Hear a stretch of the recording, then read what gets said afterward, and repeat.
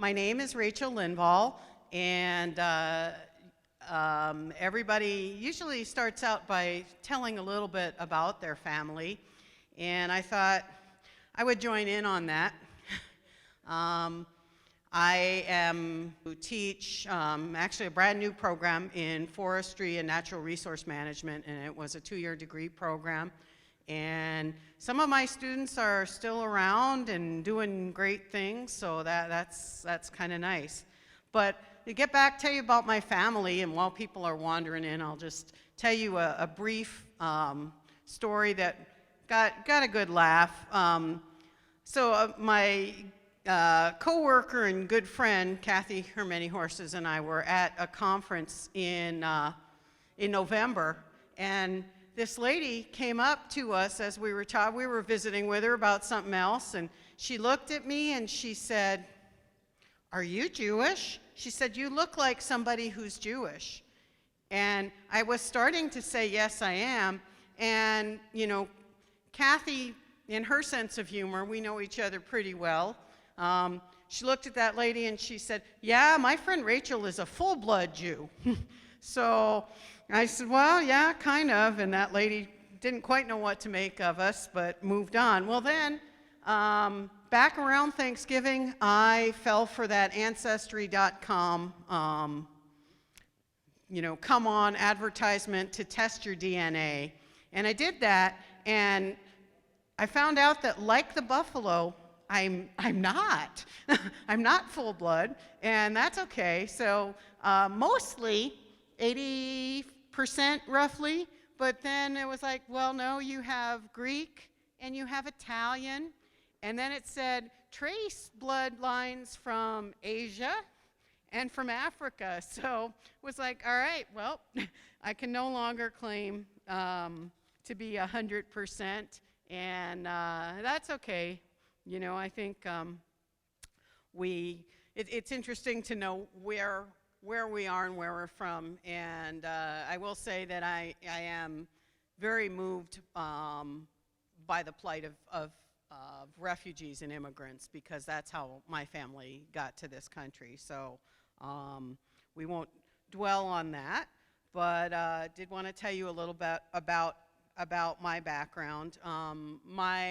We talked about education. My undergraduate major is in natural resource management and wildlife science. So in 2010, I came to work, got an offer from SGU Extension to work here, and because it kind of gave me a bit more opportunity to work in an area that I still had passion for, I moved on over to SDSU Extension. So at that time, I had been the library director here at Sinte, and I enjoyed that, and still have lots of good feelings and good memories about that. But one of the things that they told me as I was hired was that they want my title is a community development field specialist. And so I said, well, what does that really mean? And they told me that I could pretty much think about just do something that makes a difference, that helps in that field. And they said, well, natural resources and community development. So I'll tell you that one of the things that I did, being from the SGU community, I knew that, I believe it was in 2009, that SGU had a team of people go to each community and do essentially a needs assessment. And I looked at that, and I went through that, and went through, the comments were kind of verbatim, so just as people spoke. But I went through that whole thing, and I kind of made my own little calculations as to what the themes were that people were interested in and that people wanted in terms of community development. And a lot of the things that people were interested in, people talked about land, and they talked about protecting the resources. In almost every one of the communities, the conversation turned to that. And so I knew that that was part of what I needed to be doing to make a difference. And the other themes that came through really strongly were talking about becoming more self-sufficient and having jobs and having hope for their youth. So looking at that, I kind of made my own ideas of, and checked, of course, with those above me, but of what we could do to make a difference. And now I will tell you a lot of the other themes that came up really strongly were had to do with culture and had to do with language. And I knew that, of course, given my history and background, that wasn't going to be particularly what I, as an individual, was going to be, teaching. But I, thought, well, we need to look for ways to involve that in what we do and promote as best we can from an external position.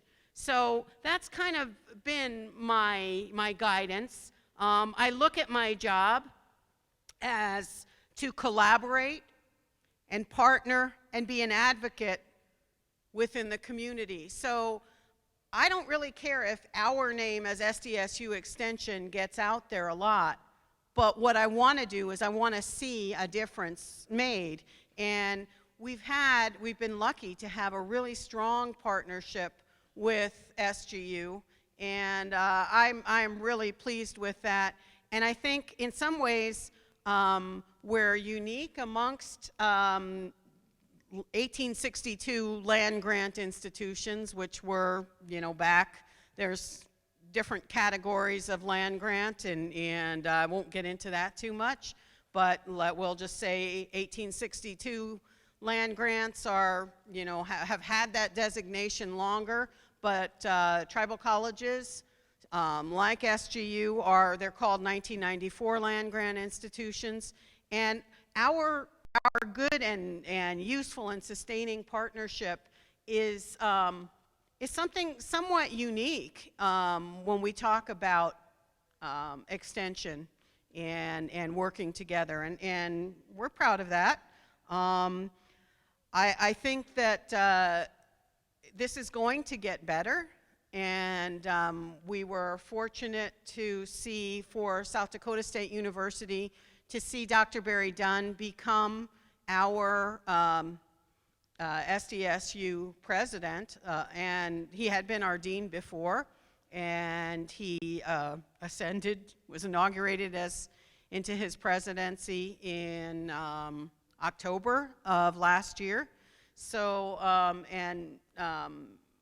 Barry is a tribal member, and I think is cognizant of the responsibility that carries. And so his presidency is relatively new in its administration, but I think we're definitely looking forward to strengthening that partnership.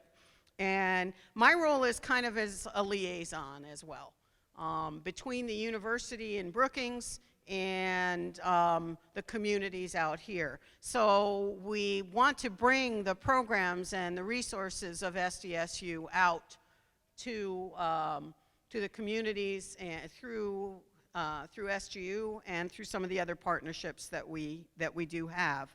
I think that, again, I feel like part of my job is not just to say, hey, SDSU has this program, and roll it out and say, here it is, you go with it, but to ask people, what do you want? What do you want to see? And then to do our best to listen and to respond to that, and see how can we help in that capacity, in our capacity of bringing some of those resources out. So I'm going to tell you a little bit briefly about some of the things we're currently involved in, and definitely open to questions, and we'll go from there. So one of the things that I wanted to tell you guys a little bit about is a partnership that involves SDSU in my part, and Sinigleska University Community Greenhouse. So Carmelita Sully, some of you may or may not know her, but check out the greenhouse for sure. And Redco's Food Sovereignty Initiative, and that would be a young man named Mike Prate. And so there are some other folks involved in it, and I see a few faces here that have come to some of our meetings, and I hope that perhaps more of you will join us. And what we looked at was how do we make a difference through food as kind of a community development fulcrum, something to gather around. So we've been meeting for a while as individually, as our agencies, and then having some public meetings where people have gotten together. I believe we're having our third one on February 6th, which is next Monday. And so what was the things we've been working on together with our three main entities and others that want to be allied with us is looking at traditional knowledge that centers around food, and community engagement, and how do we get the word out about food. And then a project that might seem not related to some people, but there's over at behind Turtle Creek grocery store, there are plans quite soon to get a walking trail going. Now, how does a walking trail relate to food, you might ask?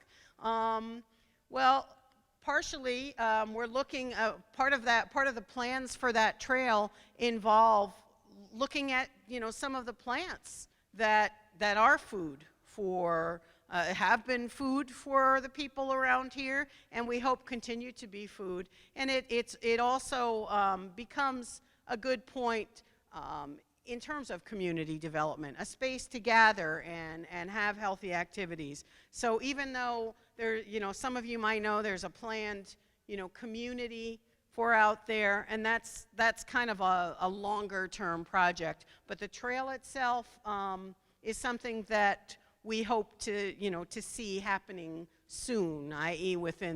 certainly within the next year to start working on that. As a matter of fact, there are people gathering, weather permitting, on Sunday to walk that area and look at, start laying out the trail and what can go where. So one of the things as we did these meetings, because we knew we had all been to lots of meetings, and we had all been to places where people made goals and then it stopped. And so we wanted to make sure that we set goals and we put timelines on them, and we got people stimulated to act.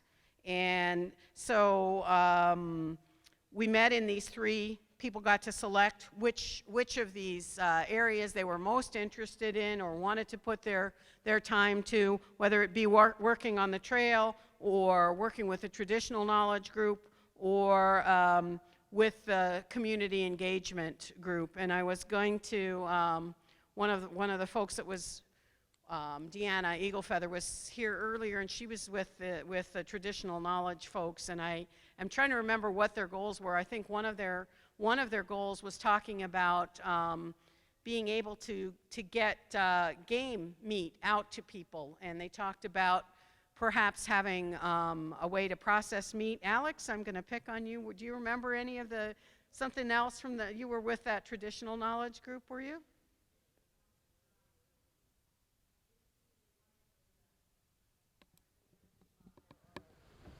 Where locals could get their game processed, or the buffalo, get it processed way cheaper, and then also like native ranchers can go and take their livestock and get it processed. So what she said, a meat locker where people could process their game, and perhaps buffalo and or Native American ranchers could also get other livestock processed there. So that with that group set that as one of their goals. And that's something we've been talking about, how, and taking steps is how do we start with that. The walking trail folks, one of their goals was to get people together and walk the trail, and that's happening, again, weather permitting, this Sunday. And the community engagement folks, we talked about getting out the word of people that have had gardens and what's gone on with them, and getting that out into the media. And one of our committee members talked about, getting stories out about how people have changed their lives, people that have had disease issues, and kind of got on board and changed the way they eat, and how that's impacted them. Another of our group's goals was to take a field trip and visit some of the successful operations in the area. So we talked about going out to the Hutterite colony and seeing what we could see there and learn from them, and we had other field trips in mind. So I'm excited because I like to see things happen, and I feel like we've got some, to use an old hippie phrase, people used to talk about having good energy. Well, there was good energy in the room, doing that, and we're looking forward to working more with these folks. And to put it in perspective, we probably had, I think, we've had 25 to 30-ish people show up for the last 2 meetings we've had, and we hope to keep them growing. So February 6th, we have a Facebook page, Rosebud Extension. If you're a social media person, get on there and like us, and we try and put all our stuff on there, because actually we're meeting right after this to talk about the logistics of where we're going to hold this meeting on Monday. So I will let you know for sure. So a couple of other things, and I won't go into as much detail, be mindful of time. Some of our initiatives that we're excited about, SDSU itself has responded to the interest that we find here and all throughout the state in local food. And on campus, they have a new Local Foods Institute, which I haven't been to Brookings in a while, haven't got to see it, but that's going up, and they will be, they're planning on doing outreach to tribal communities as well. And one of the things we're trying to get them to do is have their outreach take the form of perhaps allowing people to take courses, either, I don't know if you know, a hybrid class is where it's part online and part on ground. Perhaps that might be something that we can work with SGU to look at offering credit for that. So this is all brand new, and we're excited about it. Another focus that is an exciting trend is looking at pre-colonial diets. And one of the things that I was privileged to get to view, and a couple of other people went from this area as well, we had Sean Sherman, who goes by the name of the Sioux Chef. That's his big focus. Sean is a young man from who's a native of the Pine Ridge Reservation, now lives in Minneapolis, and really has had is getting a worldwide footprint on looking at a diet that people used to eat before the reservation era, and kind of looking at ways to get back to that.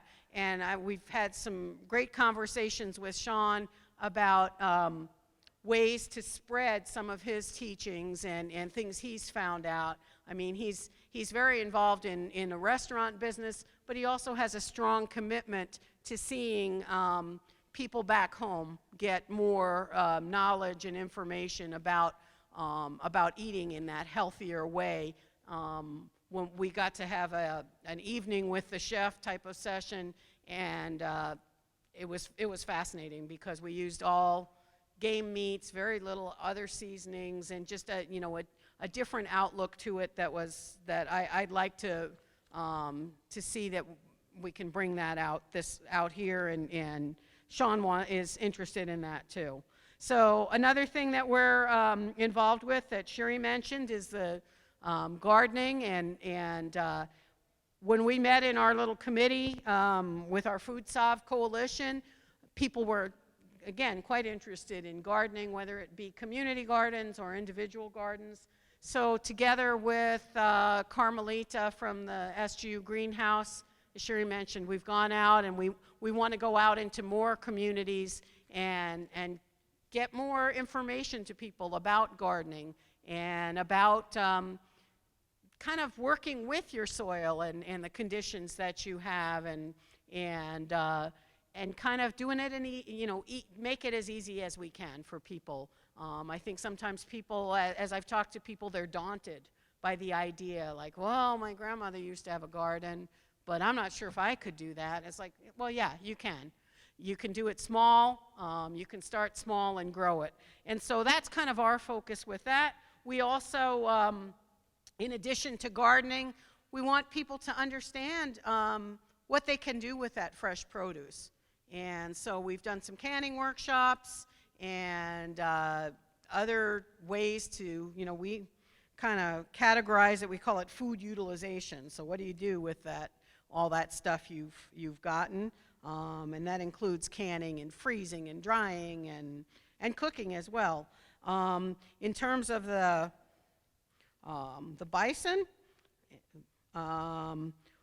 just recently, SDSU, and this is kind of a direct result of Barry Dunn listening to something that people were interested in, is working with SGU and trying to bring some resources out to help with perhaps that new Mustang Meadows addition. And so there's a young extension wildlife and natural resources field specialist, and he apologized that he couldn't be here today, and his name is Jimmy Doyle. And Jimmy is so excited about this that he asked, his office is in winter, but he asked if he could come and be in our office a couple days a week too, because he wants to be out here, and he's delighted with that. And so he's looking at helping to, I'm reading his email, and it's like to that age when you think maybe you need new glasses when you're reading and you're going, well, let's see. So I asked him if he would give me just a short summary, and he said he's helping develop a plan for using like a range plan for the Mustang Meadows property, and this would include an inventory and a plan to help transition it to a buffalo ranch. And Jimmy writes, this project will provide educational and cultural opportunities, economic benefits to SGU and the community, and a healthy locally produced food source for tribal members. So, hopefully next time, we'll get Jimmy out here, or maybe later in the week we'll get him out here and y'all can meet him. But he brings a lot of enthusiasm, and he's excited to be learning and working with us, and we're glad of that. Youth is an important component of what we do, and actually youth and the land, youth and agriculture, is something that we really want to get our focus turned to. And we don't mean agriculture just in terms of traditionally, being a rancher or being a farmer, but getting youth to think about other ways that they could become involved. We had fun at a workshop out at Crazy Horse Memorial back in October, and we'd like to grow that program. And we had we were glad that she came along and talked to those kids and got them looking at a map and made them realize that the land, that a lot of them they are landowners, and to kind of connect them back there, because I think a lot of our youth don't necessarily think that way, and we need to change that. We've heard other people speak very poignantly about how natural resources are really important, and so we need to transmit that to kids as well. So we're excited about working with that. I'm almost done.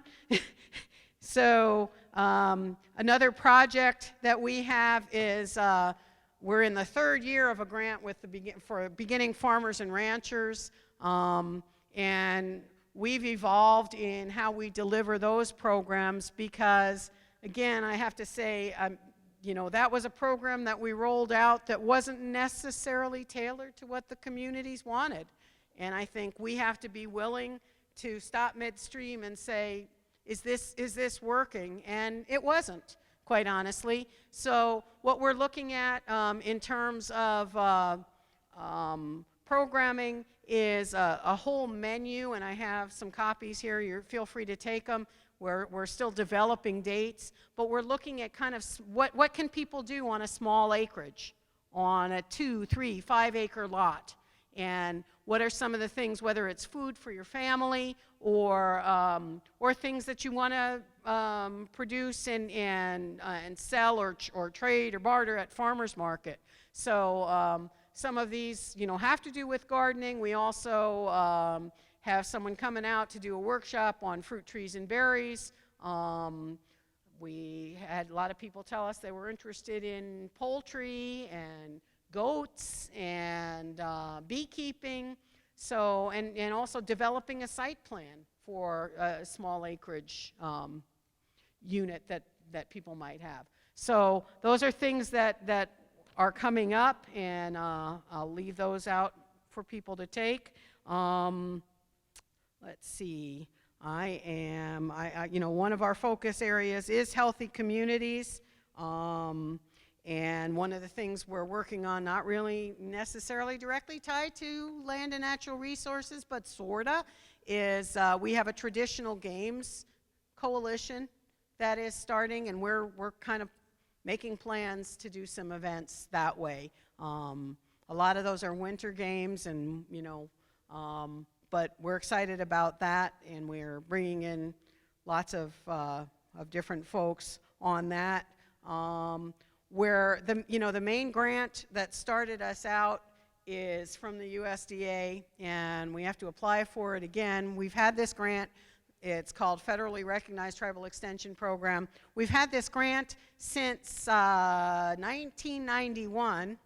And this is the year, it's a 4-year grant. This is the year that we have to apply for it. And I have to tell you, I'm a little nervous with things that are going on a federal level and what the priority will be. But we're, you know, you have to be a little nervous, but try and be optimistic, and also look at other things that might, you know, fill in the holes if that doesn't pan out. But that again, our grant has done well, because I think now more than ever we base on collaboration and being a good partner and listening and taking people's ideas. So that's pretty much, you know, I could go on, but I think I'll stop right there. So if anybody has any questions or comments or suggestions.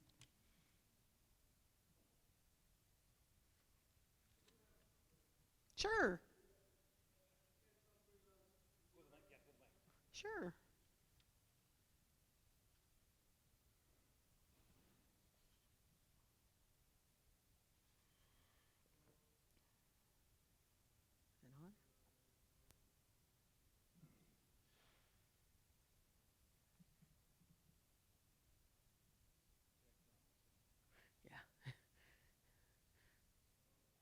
Hello? There. All right. My name is Tony Tenfingers. I'm originally from Oglala, and I'm a Oglala Lakota member. I tried to sneak in here this morning, but Mr. Two Eagles blew my cover. He said, how, Oglala? So he blew my cover, so I was trying to sneak in. But you look at me, I look like a rose butter. But the last 10 years I taught at Oglala Lakota College, and I tried a change of career and came to work for Redco. And one of the first things that we did was was a food sovereignty grant, and it was funded. So I have some stake in that.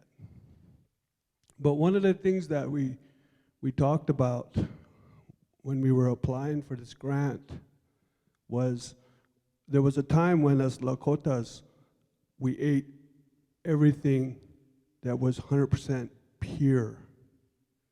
Nothing was processed.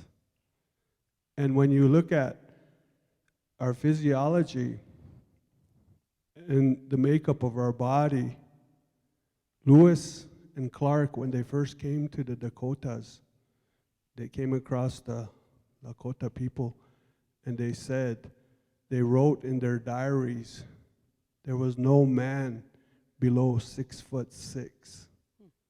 So when you see how you eat foods that are pure, it creates a people. And because today we eat a lot of processed foods, our body struggles. Our body has a real hard time breaking it down because of the additives and the preservatives and the makeup of the foods we eat today. So one of the things, that was the big push for growing our own foods again. Because our people, when we ate foods that were pure, it breaks down in our body and gets into our bloodstream. It affects the way our heart beats. It affects the way we think. And our people were so close to Creator, Wakantanka. We go so close to Creator that they said Creator would come to our camps and stay with us for a while. Now that has to come from a real strong mind. So when you look at the foods we eat, if you really want to feel slow and kind of scattered and confused, eat a lot of processed foods today. Tomorrow you're going to feel that way. But if you want to be focused and have a lot of attention, motivated, eat a healthy food that's close to organic as possible. And you'd feel that way tomorrow. So your body has that 24-hour breakdown. So like if you want to feel good tomorrow, eat a healthy meal today. Eat healthy meals. And it affects the way you think, because our people were close to Creator, because they had a mindset. They were thinking from that place. So that was just kind of a little history on a little bit of the food sovereignty.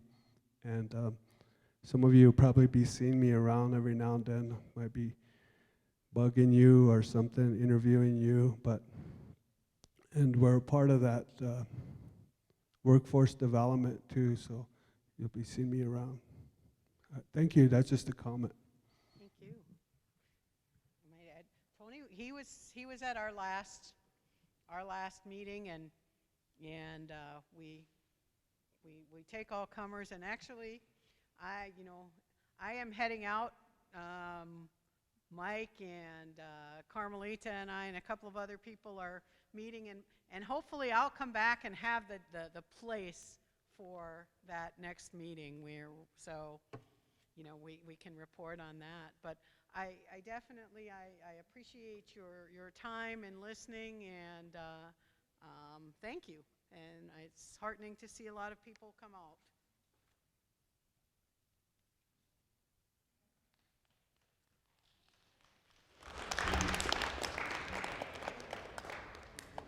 Thank you, Rachel. You asked the question, if you had 2 or 5 acres, what would you do with it? I know what some people would do with it if they lived in Colorado. Speaking of Colorado, This young, handsome gentleman sitting next to me is the newest to the Centegushka University family. Dr. Jim Green joins us as Director of Advancing Continuing Education, and he just came from a stint in Colorado, so that was kind of the lead-in for that. But he's got quite a background in continuing education, teacher education, workforce development. He's been up in Alaska. He just brings a tremendous amount of talent, and so we've asked him to deal with both ends of the spectrum with our master's degree programs, and then maybe in the future doctoral programs, and then continuing education on the backside. He's helping us work with St. Francis Indian School and reaching out to them with dual credit, professional development opportunities for staff. So he's got a full plate. He's also helping us do a program assessment at Lakota Studies. We're going to take that in a different direction with the Institute of Teaching, Lakota Teaching and Learning, and it's kind of that next chapter. And so again, Dr. Jim is going to be working with us. Then we got two affiliate institutions we work with, Lower Brule College in Lower Brule, Youngtwa College in Mount Marty, I should say, South Dakota. And they want to be tribal colleges in the future. So we're kind of working with them right now in terms of offering accredited coursework. And again, we have Dr. Jim helping us. There's about 4 or 5 different Jims on staff, so they're all getting nicknames. So his nickname is Dr. Jim. We have a few more new people here. So with Roger's help here, I'm just going to recap. This is the 47th annual SGU Founders Week Forum. We welcome all of you. We thank you for returning. Most of you have been to these forums before. And it's a little bit different because right now as we speak, we're days away, literally days away from finalizing a report on accreditation. And it's a huge, huge thing that we're dealing with right now. We're going to get her done. But part of the question for accreditation, ask you where you're going, how are you planning? And so we became aware that different groups on the reservation, organizations, have their own strategic plans. And so rather than be redundant and trip over each other, we said, why not use this week to share and to more listen to what the organizations are doing. And so to prep for the new people that just showed up here representing tribal programs, I think the 4 questions are, in your organization, what are your key planning areas you're working on right now? What are your priorities? The work that you're doing, what are the workforce needs, workforce development needs? And then the 4th question is, we asked you to address is, how do you think Centegushka University would fit in? What kind of a role, what kind of collaboration? And we can't do this by ourselves, folks, and that's kind of the whole gist of this. We've been having some think tank conversations, so some of you I appreciate have come back to the well, so to speak, to visit with us. But we have our own strategic plan, and up there is the 4 goal areas. And you can see the first one has to do with the integrity of the institution, but it talks about future planning. And so one of our goals, again, brings us here full circle to why we're collaborating and talking with you folks. Academic achievement, we're looking at probably a stronger element of workforce development. We have a couple grants that are going to be running out here shortly. We need your help. We really need your help in thinking through what are the future workforce development needs on the reservation. And this morning I alluded to the Indian Land Tenure Foundation. Their recent publication talks about some key positions in land. And I think that's the direction we're going to go. We talked earlier about land appraisals. We talked about cultural preservation. There's about a dozen key positions that they're saying if we're going to take care of our tribal land base, this is the people that you need and the type of professionals. So we're looking closely at our curriculum and looking closely at degree programs and our plans for the future. Lakota language and culture, and I alluded to Dr. Jim helping us looking at how we're going to revitalize that whole effort at language and culture. And that will in fact be the topic on Thursday. And then the tribal nation building, preparing students for continuing learning and engaging. That's the other piece of this. In terms of our work yesterday, we had a good number of SGU students. We had the Generation Z show up. I'm talking about Todd County students, the St. Francis High School students who are here. We took them through some exercises, folks. They know what's going on. and they know what they want. And so we got to bring them to the table as stakeholders. We will continue to do so. And again, this will all be incorporated in terms of our work in coming together with you folks. But today's the focus on, go to the action plan, goal, is focused on 4 areas that we said, we've been having these forums for a long time, as most of you know. And we've tried to boil down, because over a period of time, the same things have come up. And people got tired of talking about the problem. Let's talk about solutions. Let's talk about moving forward. And so you do that with strategic planning. You do that with collaboration. So each of the 4 days that we're having these forums took one of these themes on. And this particular goal, the conversation of tribal homelands, land and natural resources. And I know you can read, but I just want to highlight real quickly 4 things if we can come together on, collectively, as a nation.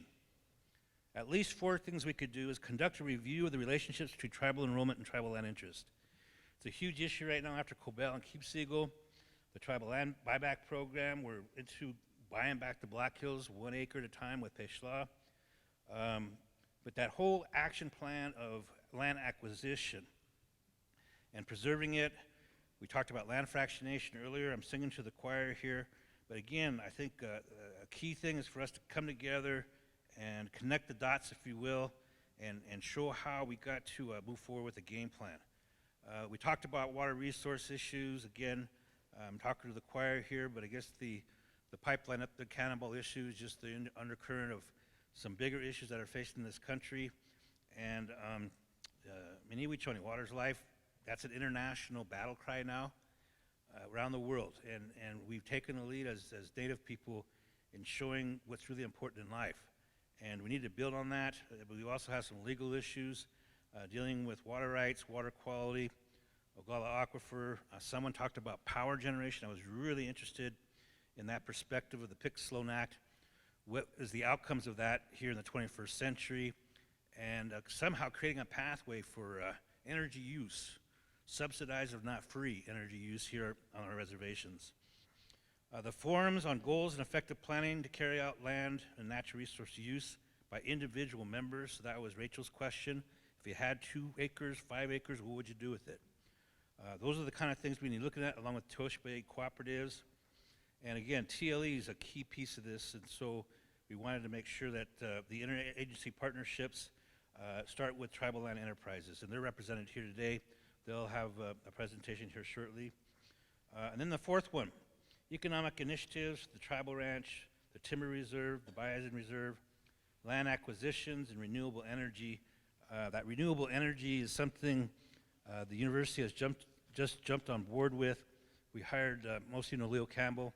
We hired him half-time to begin putting a face on green energy applications. You got Kenny Hawkins one side talking about renewable energy. You got Leo and others talking about energy efficiency. As we talk about housing in the future, these are the things that we need to marry together and really give some serious thought. So for the folks that are just joining us, that was what we talked about this morning as a backdrop of this. This whole program is being live streamed and being recorded, and so we know there's people out there. Jim can give you the numbers of how many hits we probably got this morning. Yesterday was amazing. Who was all tuning in from around the world here at Sategash University. So right now this part of the program is about listening to you. I'm going to turn it over to Sherry because she knows the players here. But again, the whole idea is to look at how we can find common ground and move forward. So with that, Sherry.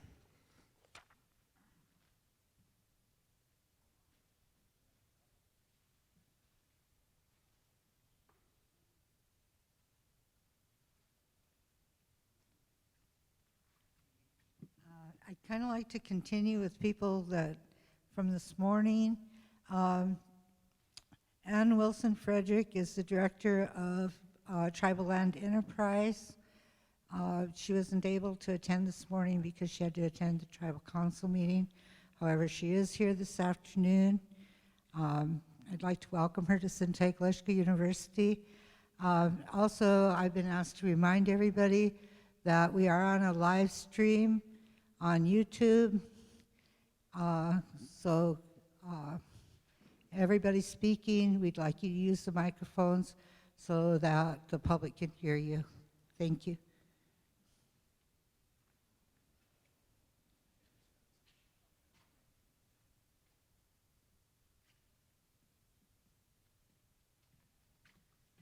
Good afternoon, everyone. Thank you for coming. By the way, thank you for lunch. That was very good. My compliments to the chef. A couple things here that I want to start talking about, and it's going to pertain to all the questions that you wanted us to answer. What are your key planning objectives and goals? Well, TLE has bylaws, and I'm passing those out right now. On the first page, it tells you exactly what the purpose and objectives are. Number 3 is to effect a plan to remedy the situation of increasing fractionation of ownership interest in allotted lands resulting from probate procedure. We work on that all the time on a monthly basis. People go to BIA, they put their application in, they want to sell maybe their fractionated interest, and TLE buys that. Number 4, to provide a plan to consolidate individual ownership interest in restricted land to furtherance of economic enterprise. Some people might want to consolidate all their fractionated interest in one spot and then just go get some land. So that's what they do there. To develop a land management plan for economic interest of members of the Rosebud Sioux tribe who are to participate in this plan. Number 6, to provide for the preservation and safeguarding of the values and individual ownership equalities in land. Number 7, to provide a simplified process by which an individual may exchange his land ownings for areas adapted to his ambitions for economic enterprise through the flexible use of certificates of interest in tribal land enterprise, which they can do. They can come in and buy certificates and say they want to buy, get an assignment, they can use those certificates for that. Let's see here. And number 9, to provide an accurate system record keeping and of counting in connection with the operation and management of this plan, which we've been working on diligently for the last 3 years. We've just really been working hard on getting all that together. 10, to provide a long-term land buying program which would benefit members of the tribe, which our board of directors and shareholders have said that Mullet County is our main focus of buying land right now. So that's what we do. Number 2, what are your program priorities? Right now, it's records, working with individuals who want to get assignments, home site leases, business site leases, so that they can either build on there, put their home there, maybe start a business there. We work with them to do all that stuff. We also work with farm and pasture leases, which is our biggest income here on the reservation.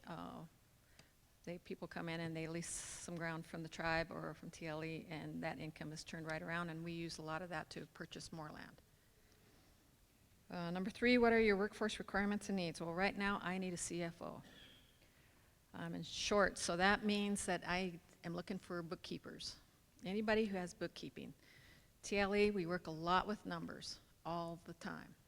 So I'm needing bookkeeping people, and it's pretty hard to find people who have a lot of background on that. So if anybody's interested in applying for our CFO position, please come see us at TLE. At our next board meeting, we're going to go through those. And how can Santa Glasgow play a part in our program and entity's future? Well, a lot. We've got a lot of land that needs taken care of. And it starts with the individuals, tribal members out there. From the time that they throw a piece of trash on the ground, and somebody has to come along and pick it up because of the appearance that it makes it look like out there on the land. Lately, we've had to go to a lot of sites and that people have just dumped a lot of trash on. Solid Waste has been helping us with that. Go out and pick those up and clean those back up.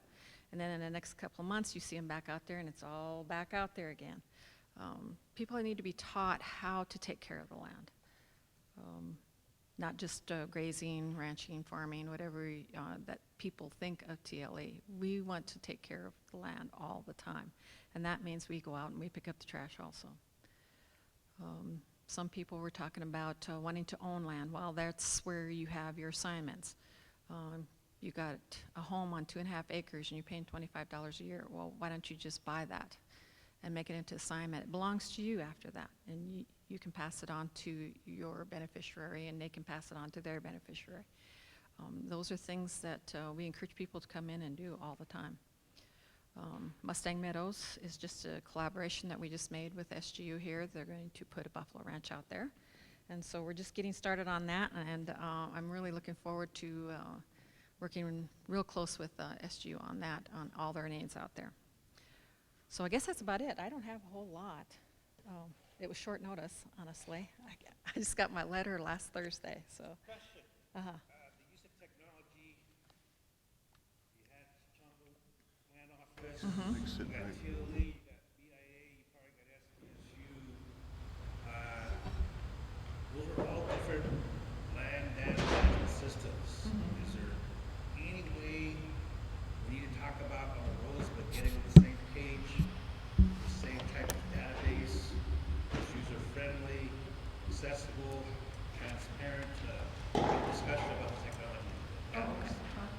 We are working with SWA, the Land Office IT Department of the Rosebud Tribe, and we are working on that. They are constantly coming to see us right now to get a big server right now, but they've got most of it ready to go to download so that we can share all this information between all the entities. And I'm not sure about the Bureau yet. There's a lot of things there that they can't share, so that's been, I think, kind of a holdup, but I'm not sure. I haven't checked with them on that. But between the tribal entities, at least we're trying to work on that and get it all together so that we know, okay, if 911 calls, so well, where does that individual live? Well, at least 911 can get on there and find out where it's at on a map and be able to go right there.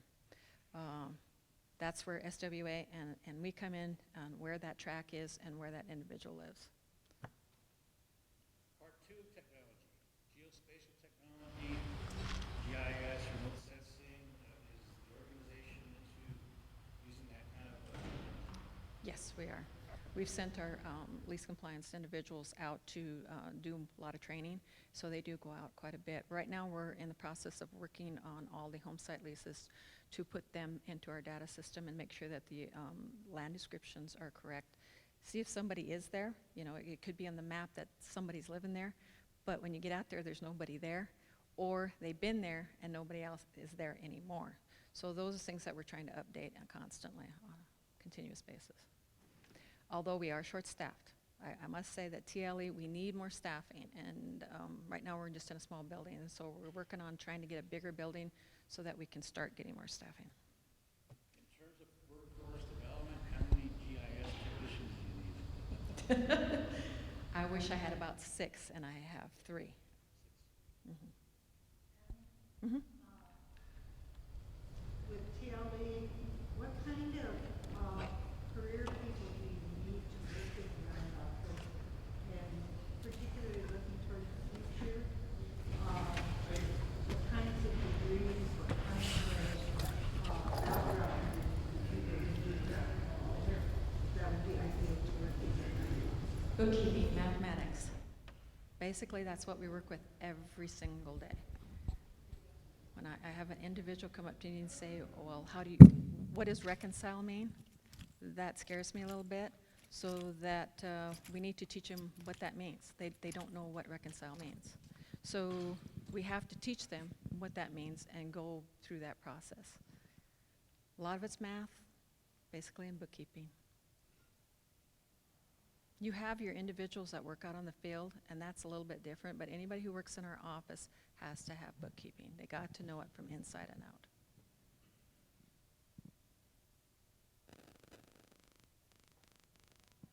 I'm coming home hearing there's a Chongo Land Office now. And there's supposed to be, purpose is supposed to be probably policy making and probably regulatory enforcement. You folks are more into the management of the TLE interest. How are you gonna bring that together? The policy-making arm with your end in terms of management and making it so it's user-friendly for the people? That was decided by the council, and I can't change that unless the council does. So anticipating the need to collaborate, do we have a problem, Houston? I'm not going to comment on that. I take care of TLE and what lands that we're supposed to be managing, and that's on a day-to-day basis. That's what we take care of for the tribe.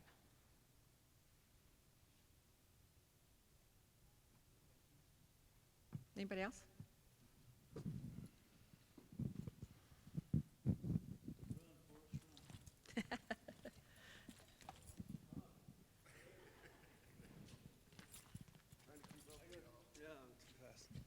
Hello. But I was thinking, like in terms of strategic planning, I mean, one of the things that we've gone through a number of trainings at Redco. I was fortunate to sit in on the board, strategic planning, and also just our subsidiaries.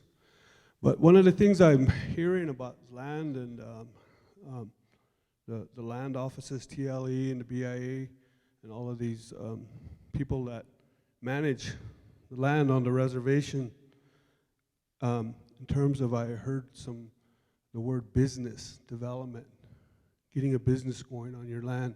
One of the things that we offer at Redco is if you do want to develop your land and open a business, there are programs we have in place that can assist any tribal members for developing and putting a business on your land. So those are things I just want to put out there. So I think like in terms of strategic planning and collaboration, that would probably be a first step.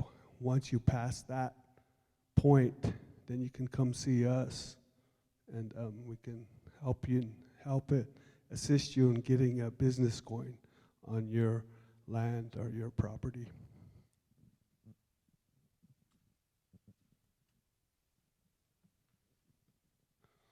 Since we're live streaming, I'm gonna sing you a song. No, just kidding.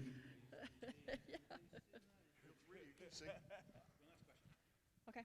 New administration then came in on the campaign comments about privatization. Has you board, or are you given any thoughts about what that means, what might be the impacts down the road under this particular administration?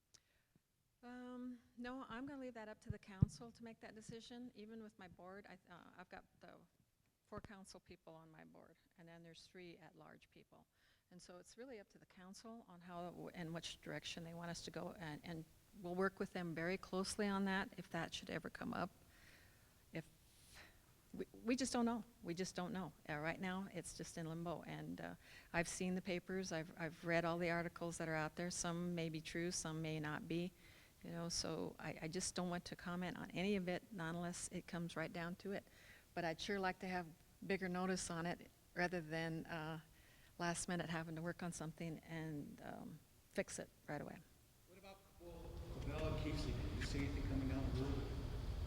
Backwash lawsuits? No, Keepsy Goal is still ongoing. I know that's still out there. There was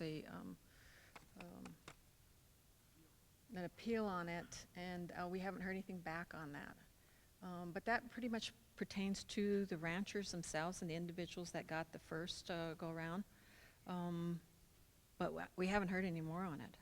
Somebody said in April, somebody said it could be longer.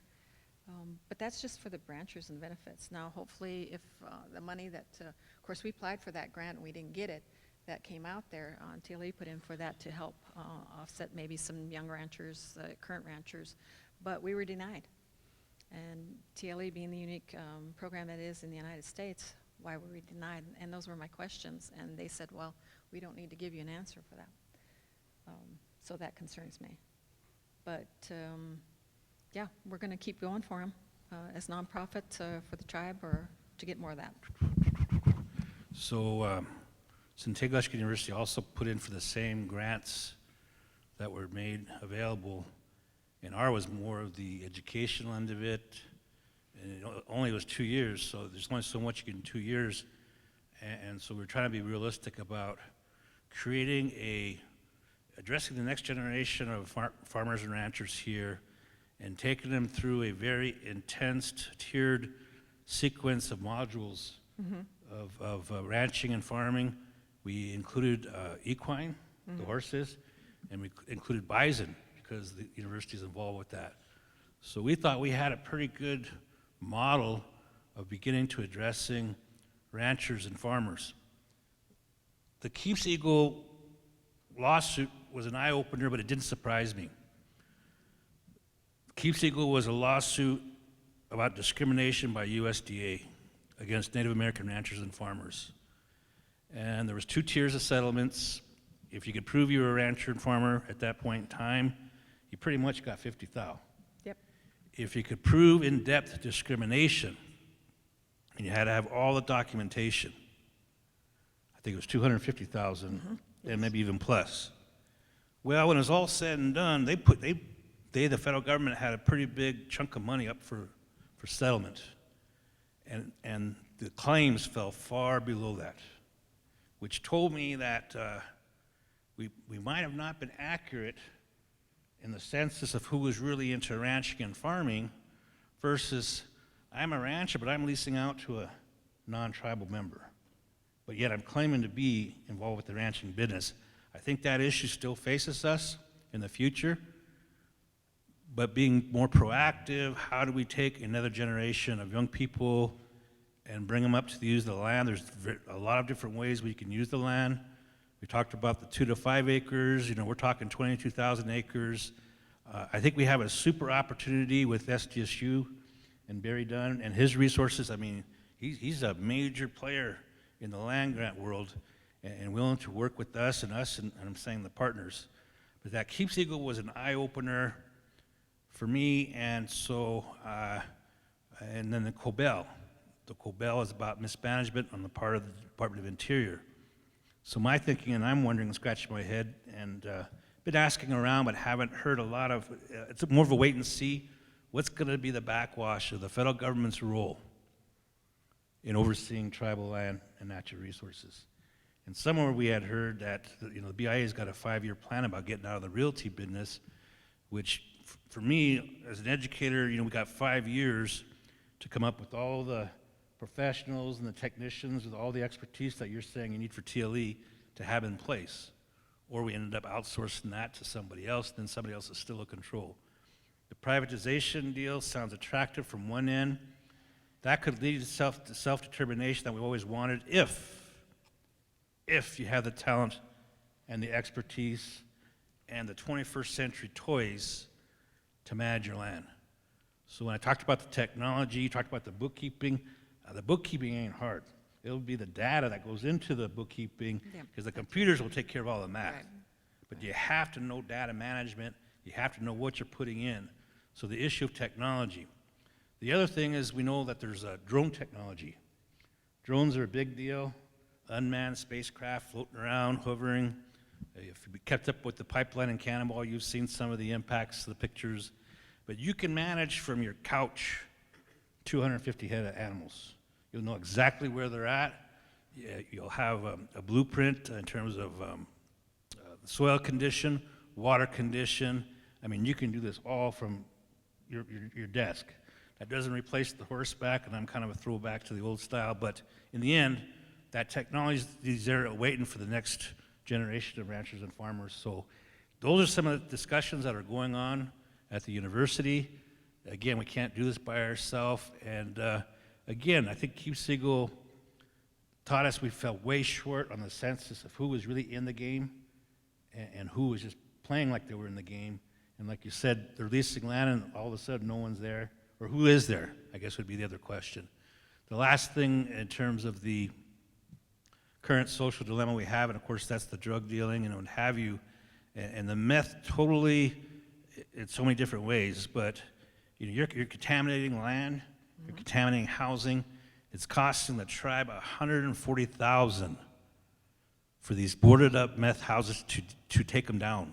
$140,000 per unit to dismantle them in spacesuits, you look like Ghostbusters, and to take all that contaminated material up to pier.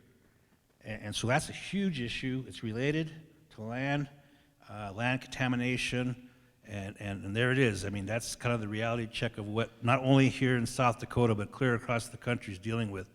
So when we start talking about land natural resources, there's these other issues, again, that are correlated, And again, I think they needed to be part of the discussion. So just throwing that out just to add to the commentary here. Thank you, Ann. Yep, thank you, guys.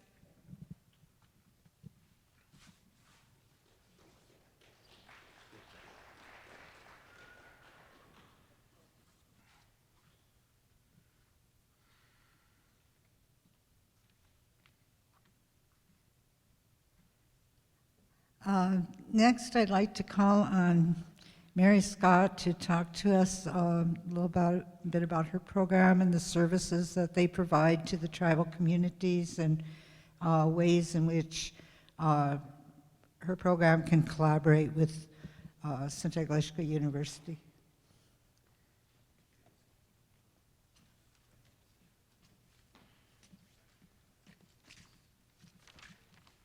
Good afternoon. Ann had mentioned that she got her letter last Thursday.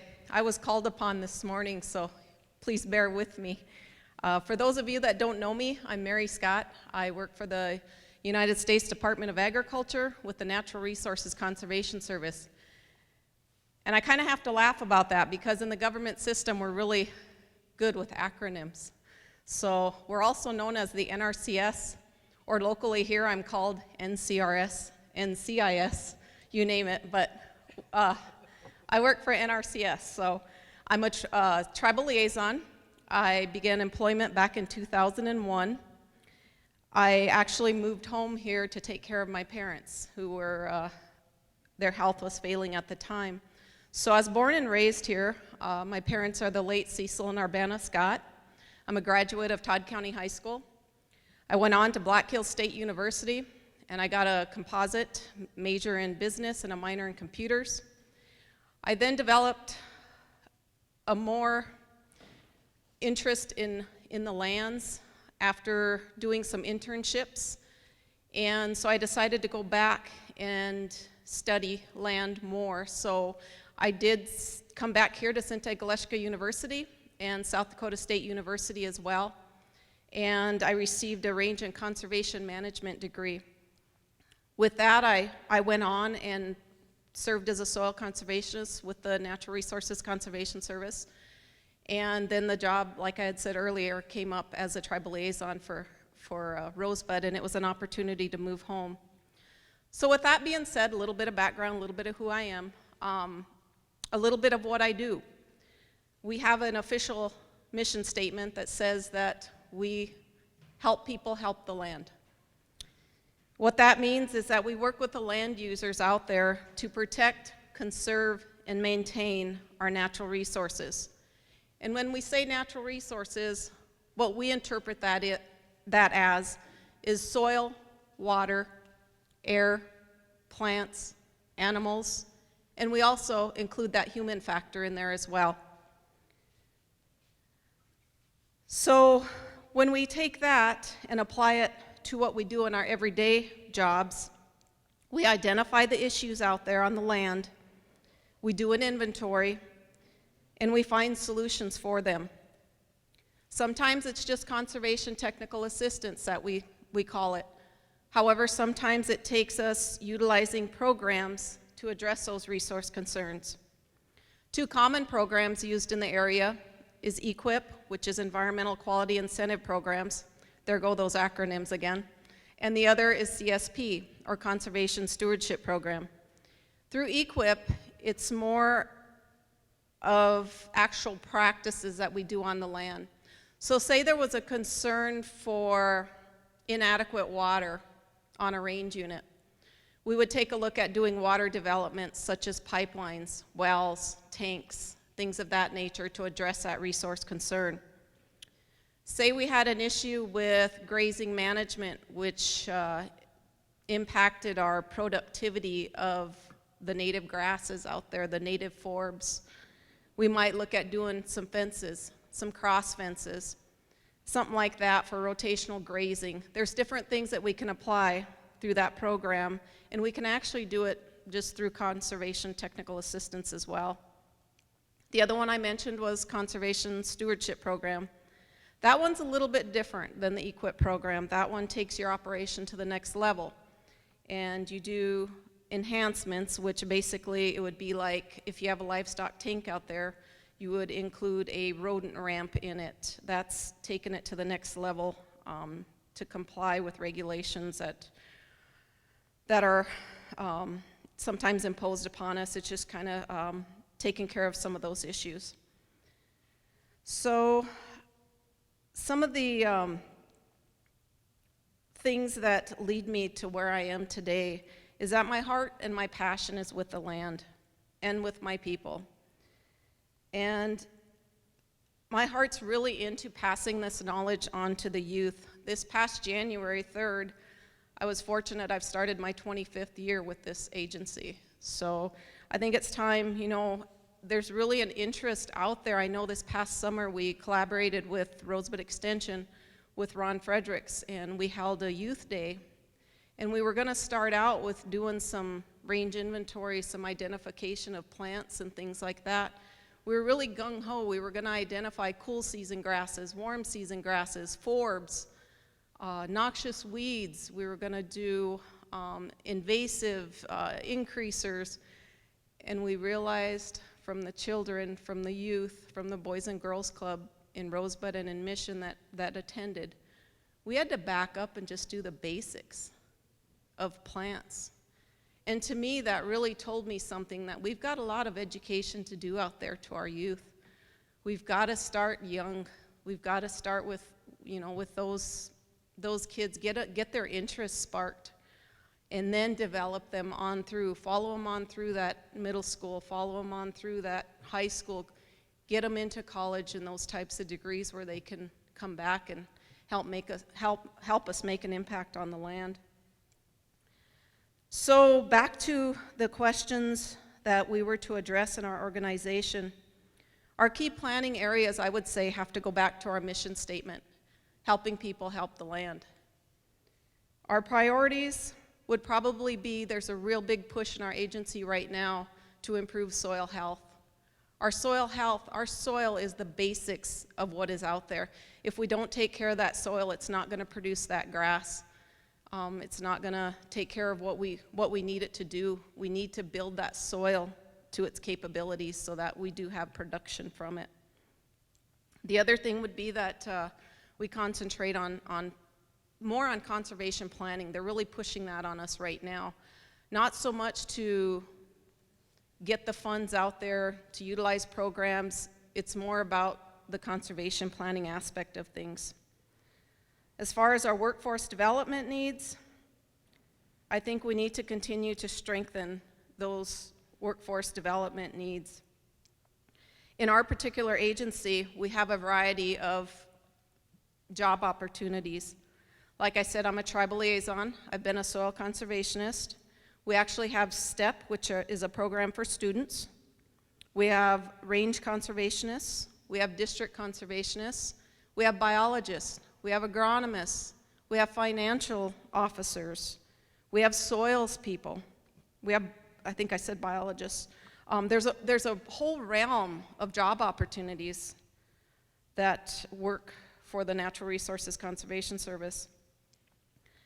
And finally, as far as collaborating with Sinte Galeshka University with programs, we've been trying to do that more here recently, probably with being more involved with workshops, with meetings, things like what we're here today for. I know I've attended a couple meetings in the past that have been hosted by SGU on land issues, and I think those are real beneficial and that we need to continue the discussion on those. And then also I've been assisting some of the faculty here at SGU with classes that are involving natural resources, and I'd like to get a little bit more involved on that, and that takes me back to the comment I made as far as helping our youth, getting the education out there, passing on that knowledge. That's really important to me. So basically, you know, working in harmony with the land, educating our youth, our future, our leaders of tomorrow. And the other thing I'd like to stress too is the working with the partners, not just working with Extension, not just working, you know, with the other Farm Service Agency, things like that, but we have a government-to-government relationship with the tribes, and we need to continue that. So with that being said, this morning when I was asked to get up and present, I'd like to apologize that I didn't come up here right away, but I was, out of respect for those tribal programs that were here, I wanted to listen and learn from them. So I want to learn more from, working with TLE, from working, water and sewer. We've done some pipelines together, water resources, land office, things like that, to continue those partnerships, because, we're more powerful when we work together. With that, I would thank you for your time. Any questions?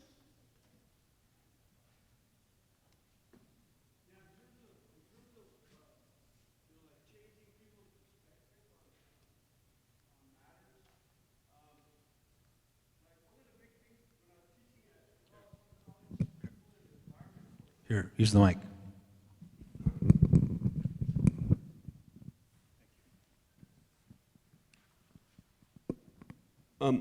I was teaching a course called People in the Environment, but we looked at the laws and changing people's perspective. One of the things that challenged the communities on Pine Ridge was we were talking about in terms of composting.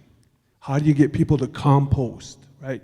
If your priority is making soil healthy again, how do you change people's perspective? I mean, is there any program in place? But we were looking at that and recycling laws, right? At the tribal level, our tribe, in terms of developing, needs to look at the laws that recycle, right? I mean, there's some tribes in Washington State that recycle, right? Glass, paper, plastic, they're all put in certain places. And after a 5-year period of time, they see a return on it, right? And so we were trying to do that at the community level on Pine Ridge, was to look at creating programs to challenge people to think differently about recycling, to think differently about composting, making the soil healthy again, right? I heard that as your priority, so I just want to touch upon that. Good point. Yep. And I think a lot of that is done through education. Good question.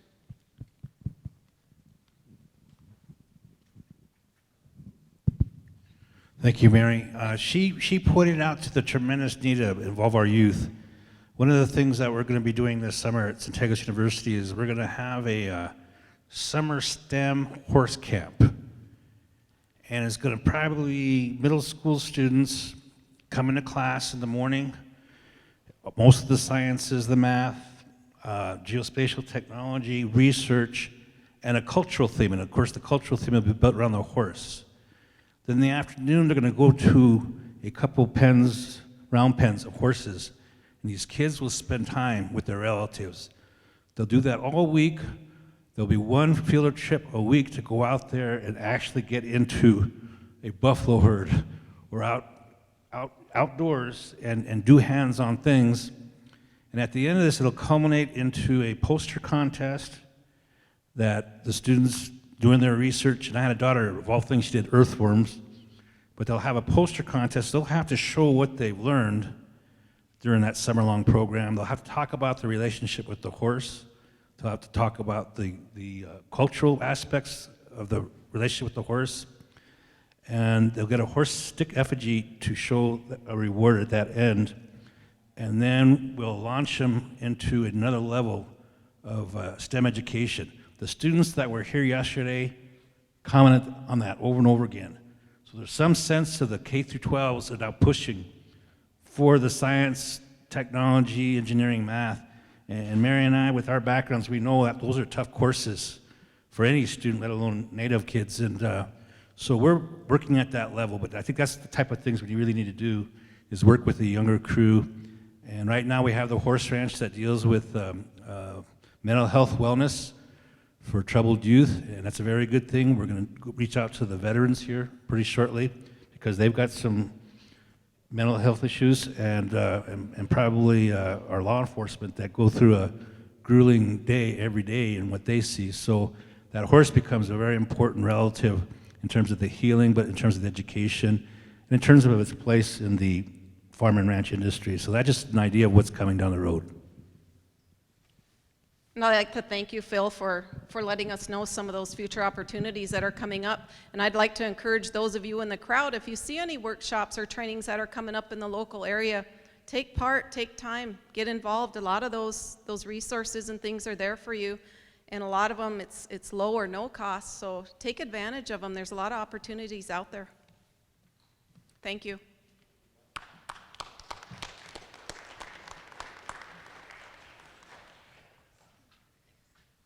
It just makes my heart feel good when I see people like Mary.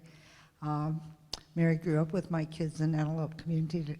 It just really does my heart good to see her working back here at home. The next person I'd like to introduce and have him come up here and talk about the BI Land Realty.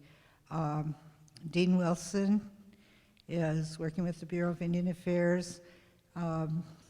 And I'd just kind of like to have him talk about the program and talk about, ways that we can work collaboratively and what kind of workforce development needs there are in his field of work.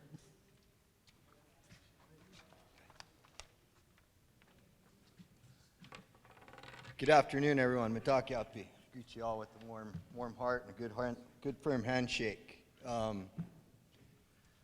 First, I'd like to thank you all for being here.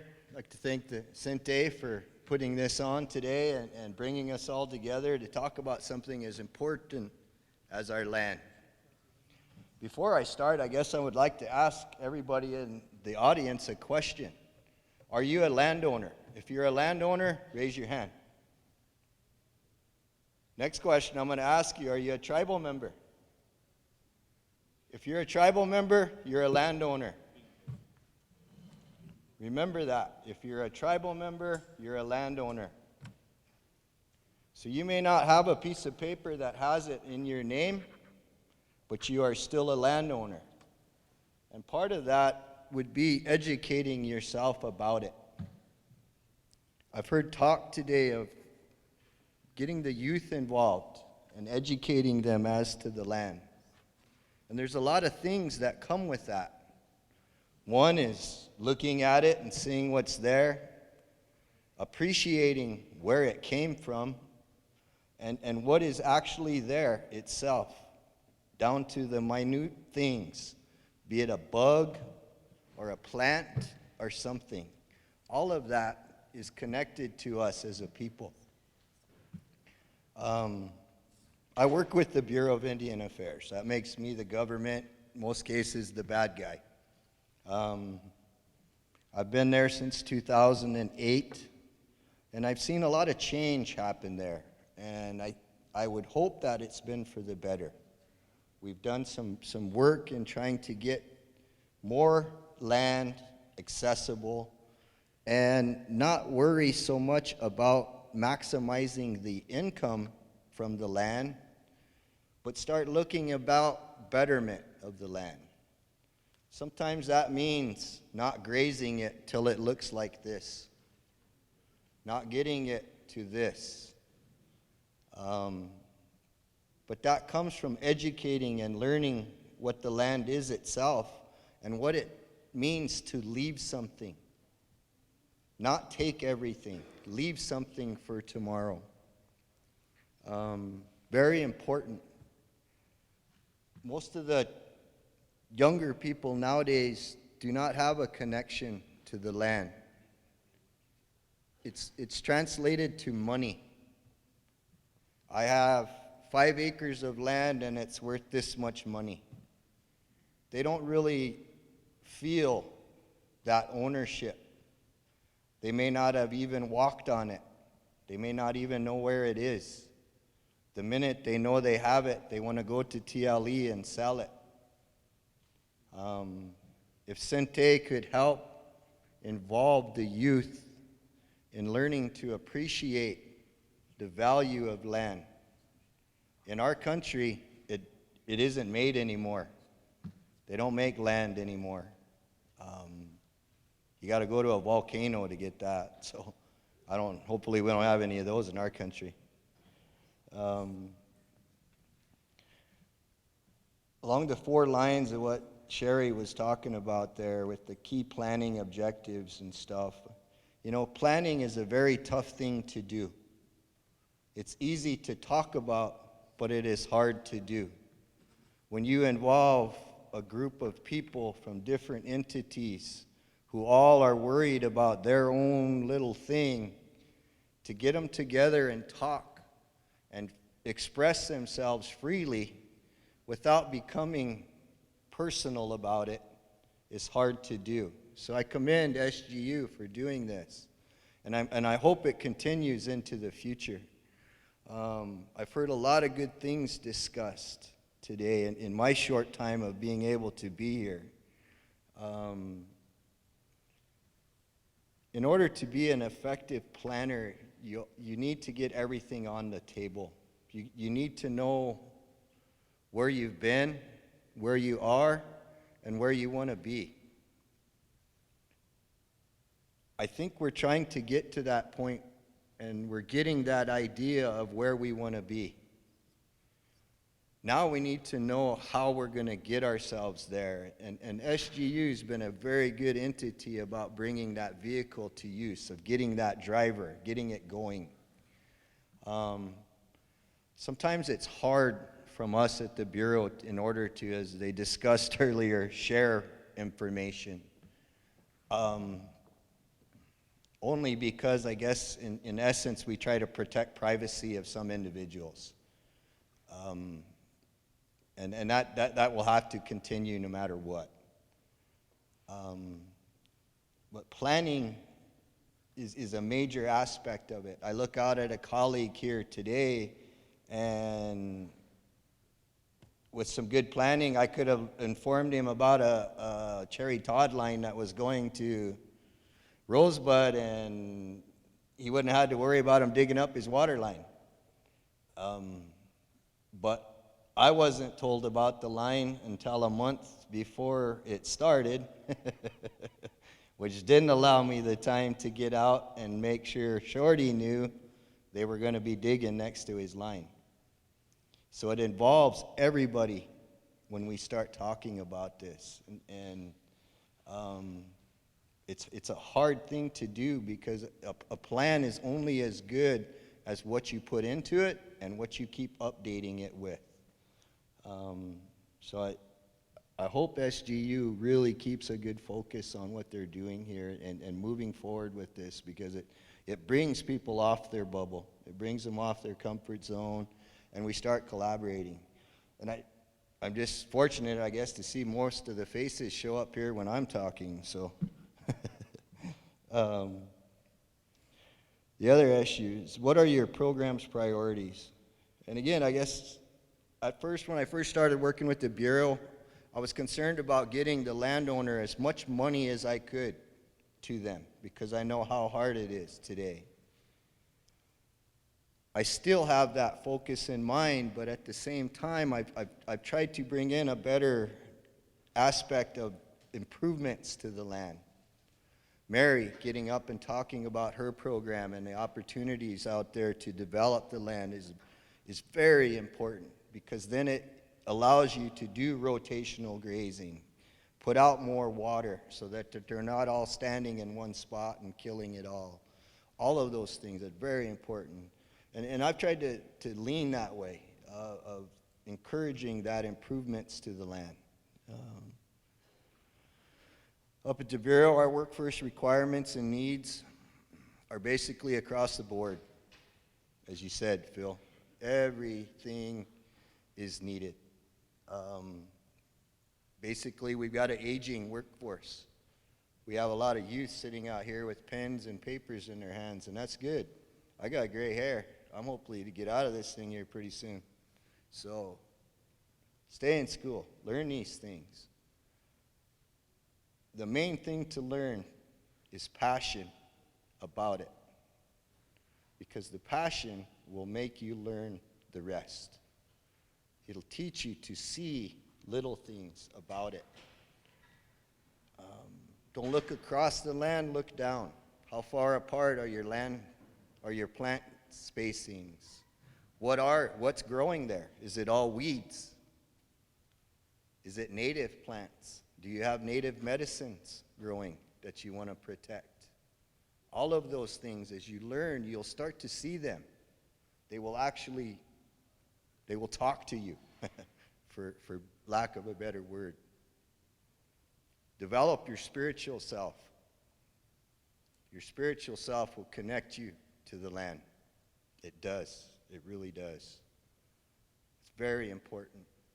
As young people, develop that spiritual side of yourself so that you can see these things and what our ancestors went through to have it here, why we are here, why Sinte is here. Very important. Passion will be what makes you learn that.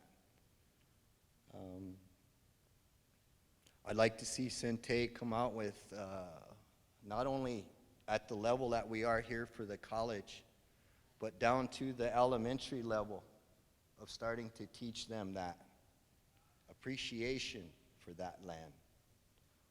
And I'm sure that's with another group of people that ain't here today. But again, that's the discussions that are happening out there, and I'm really, really positive to hear them happening. When we get the kids involved and they start to learn what's coming, we will be able to grow into that. As they say, we don't own the land, we borrow it from our children. That is so true. And today it's even more important to understand that. As earlier Phil talked about contamination of lands, contamination of our houses, the little dumps that Anne referred to that are showing up out on our tribal lands, your lands, lands that you own. Those are done by individuals here. Maybe not in this room, but they know who they are. To me, there's no connection to it. There's no spirituality with that. My problem, it's your problem now. Well, it's our problem. It really is. So, and how can Sinte play a part in the program and entity's future? I really don't know, Phil. As you said earlier, with what's going on today's administration that's in, I really couldn't tell you where we will be and where it's going. I do know that we play a major part in contributing to the success of everybody here. That part I do know. And as far as extending that commitment, that will always be there, I guess, as long as I'm there. Whatever I can do to help. Technology, you talked about technology, Phil. It's a very important thing nowadays. I just learned how to text, so don't talk to me about technology, but you talked about a drone technology. That was interesting because I was actually looking at one this morning because we're looking at wanting to bring it in and utilize it in our field compliance. You can literally park in one spot and cover a whole area very quickly and efficiently. So we're utilizing Google Earth Pro. So we're actually seeing some of these things right from within our office. We don't even need to get out and get in a vehicle to go out there. In a lot of cases, that's almost real time. It may only be a week or a couple weeks old in some cases. The other, and I wrote this down, and it's a big word, ecosystem. We all fit into it somehow. We all are part of it. What we give back to it is what makes it work. We talk solid waste issues. That's not Tammy's problem at solid waste. That's all of our problem. Shorty, having new houses show up on the end of his water line and you don't have enough pressure. Planning on our part can help solve some of that, but it's still part of that ecosystem and development, that infrastructure that has to be into place. So I'm just going to leave it right there, Phil, and thank everybody for coming. thank SGU for putting this on again, and just open it up from there. Question. I've been home 10 months and I haven't caught up with an answer. Is there any mining interest or any mining development being talked about on the Rosebud? In the past, there's been oil and gas exploration, and there were actually wells drilled way back in the past. I can tell you that we sit on pockets of natural gas and bentonite. There are, of course, gravel and sand. I'm not too up on anything past that, Phil. We are in, well, we'll just say it, God's country here. We have everything here. We're a mix of everything. I was hoping to see Neil Kramer here from Tribal Forestry today. Him and I have been working really well together. We just, I think, secured some funding that's going to allow him to plant 30,000 trees this spring here through Tribal Forestry. That, I guess, in planning may not affect us today, but your children or your grandchildren will benefit from those trees 50 years from now. There's a lot of that going on. I wished we were sitting on a, well, I guess I don't wish that, because I see a lot of problems come from it too, so.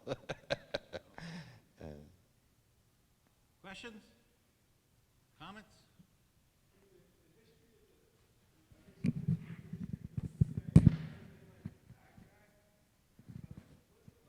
Pass this over.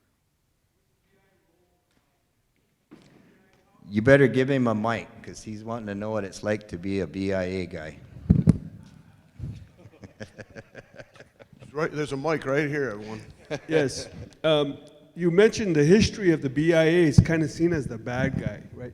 So what I wanted to do is have you comment on what's their role today? What's it like today?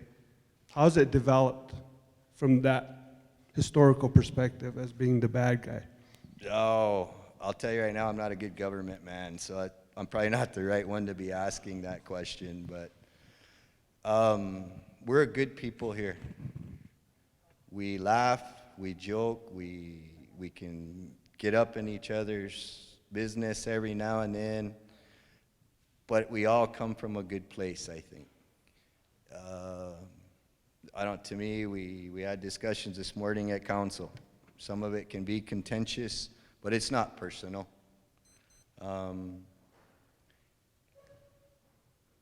It can be tough today with social media. Things are how things are. We're quick to reply, we're quick to answer, and most of the time there's not a lot of thought put into that answer. But we all need to learn not to take it personal and vet it through before you say it out loud. I would hope, here at the Bureau, we are all tribal members here at Rosebud. There was a time when that wasn't the case. They used to be all non-Indian. So today, we're all tribal members. We live here, our families live here, our kids go to the schools here, our kids go to Sente. So we're as much a part of the community as anybody. It's just that for a certain portion of the day, you're the BIA. And that's about how it is.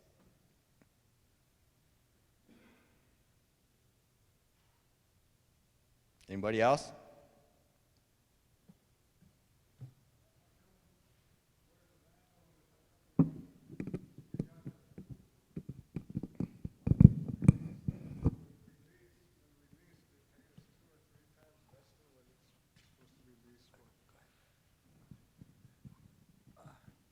Yeah, if land is ours, and how come we can't lease to people who we want to lease to, and we know about the environment and stuff, and we can get better deals from these other people, but they just do cows, which damage the land, the environment. They just do that and make hay. There's other things they can do with it that they don't.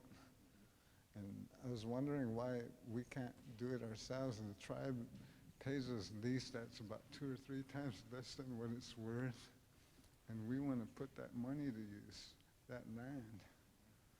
And how come we can't do that with our own land? The tribe has to cut us off on everything.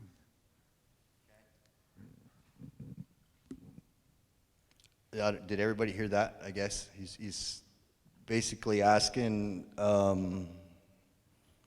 why he wasn't allowed to, correct me if I'm wrong, basically lease your land yourself. Land has a lot of different kinds of ownership, but I guess for one, I'd need to clarify what kind of ownership you have. Do you own the whole piece of land, or do you just own a piece? If you own the whole piece of land, then that would be your right to lease as you choose. In a lease, before the Bureau can put out a lease, we send you what's called a 90-day notice, which says you have the ability to enact a lease or go out and pursue a lease of your own. If you don't, at the end of 90 days, at that point, we have an option of helping enact a lease for you, so it would generate some income.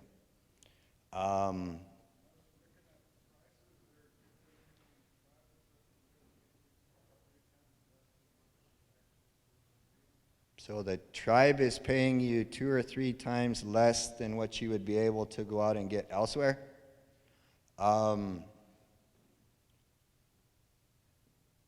That one's tough. I guess I'm wrapping my head around that. The tribe's leasing your land? Boy, I would have probably need to talk with you offline here a little bit and get some more information from you. I don't know if that's an arranged unit, a lease, if it's fractionated or whole, or there's a lot of variables that come into it.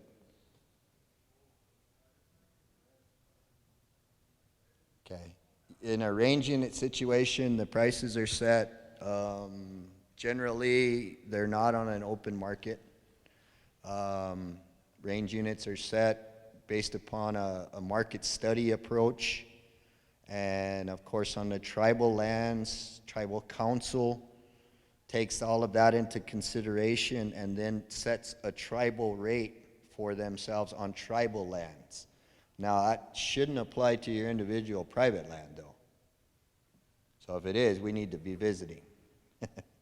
Catch up with me here at the end here. I'll sure give you a card and we can get it figured out. Okay?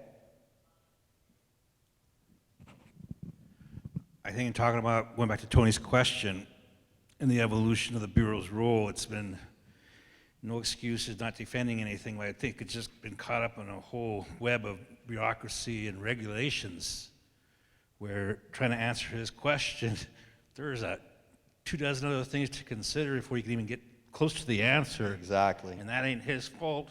Doesn't make him any less than, but it's these regulations. Throw that out to this week. What's the guy do? Proclamation, presidential executive order that says he's going to reduce all these regulations. That sounds cool, right?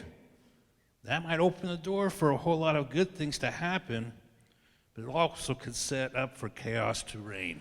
Exactly. Because in some cases, I gotta believe the regulations were put in place to protect the land, to protect the owner. Maybe the owner ain't getting all they can get. It's very complex. Again, I'm not defending, but just to translate what I'm seeing today, and we're gonna deregulate everything, that's open season. We're gonna go back to the wild, wild west. And if we thought our ancestors had problems, all they gotta do is start pulling that stuff back. So again, just trying to put a contemporary spin on this, it is what it is. Other questions, comments? Thank you, Dean. You bet. Thank you all.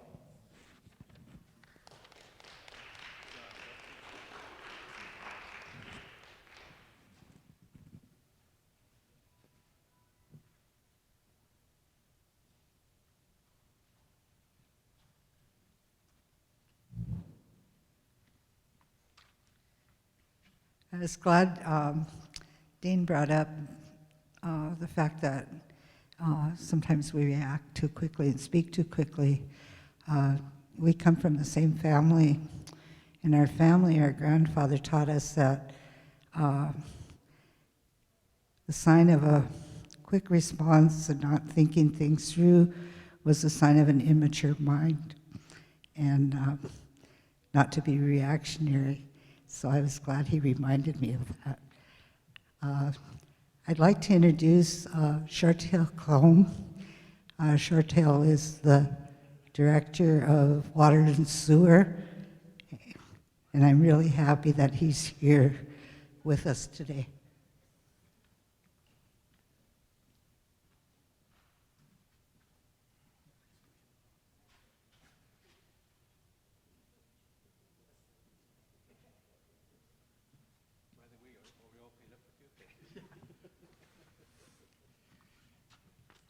I get a good kick out of that. 44 years old, I've been born and raised here, and people have known me my whole life. They don't know my birth certificate name, and they don't hesitate to tell everybody what my nickname is. And so I get a charge out of that whenever they call me Short Tail in front of a forum full of people. Those that don't know me, my official name is Young Cologne, and I do have that nickname. I've had it since I was crawling in the dirt. But I am the director of the tribe's water and sewer program. And a little history about the tribe's utility services, and that's what it is. Water and sewer is a public utility, just like your electrical system. Those are services that we all use on a daily basis. The water just doesn't magically flow through the air, or the sewer just doesn't end up in a magic spot, out of sight, out of mind. It takes quite a little effort to get these services running and to keep them running on a 24-hour-a-day basis, 7 days a week, 365 days a year. I think many of us take these services for granted. And I say that because 1 or 2 hours that we're down, people notice immediately. They get awful hasty at times. They give me an earful. People know me, they call me, they chew me out. Just like the utility guys, the Cherry Todd guys, when it's snowing and blizzarding out, those guys lose power. They're out on the power lines. Our water and sewer people, it's the same thing. We had an outage the day after Christmas, a 10-hour outage. We were out there directly after that blizzard, putting in the work. Here just this weekend, Saturday and Sunday, our staff worked both days. We had some trouble up by Corn Creek Norris area. We had a 12-inch main line break that almost took services out in Norris and Corn Creek. We found the problem. It was in a very remote Badlands area of the reservation. We were able to mobilize and get that leak fixed. It took us longer to find the leak than it did to fix. So thanks to the dedication of our staff, they were able to keep those services running for those community members. I think the tribe has a very unique program, and when you say water and sewer, it is two things, two different entities. When I first came to work for the tribe, it was one single program that was basically tasked with handling both of those work plans. You had drinking water on one hand, and then of course we create water flow. We get done using it, it goes down the sink, down the drain. It creates another issue, which is, I don't like to use the word sewer, but that's what it is. I like to call it wastewater. So you have water and you have wastewater. Rosebud's one of the few tribes that has a single department taking care of both of those needs. If you look at Laurel Brule or Pine Ridge or any of these outlying tribes, they have different departments taking care of these different needs. Rosebud's tasked with, our single office handles both of those obligations. And so we have a couple of different type of personnel. They have different work plans that, of course, keep our services running on a daily basis. The Miniwachoni project, one of the largest public water systems that was ever funded, by the U.S. government. There's source water comes from the Missouri River. The Oglala Sioux tribe has a state-of-the-art treatment plant on the Missouri River that, of course, takes that raw water and turns it into potable drinking water, which, of course, serves tens of thousands of people between Fort Pierre and Red Shirt Table, all the way down to Rosebud Casino, all the way over east into the Lower Brule Sioux tribal housing areas. So there's a lot of people involved with the Mini-Wachoni project. Rosebud's water district, our water project, is a very well-funded program, and it will be for the life of the water system.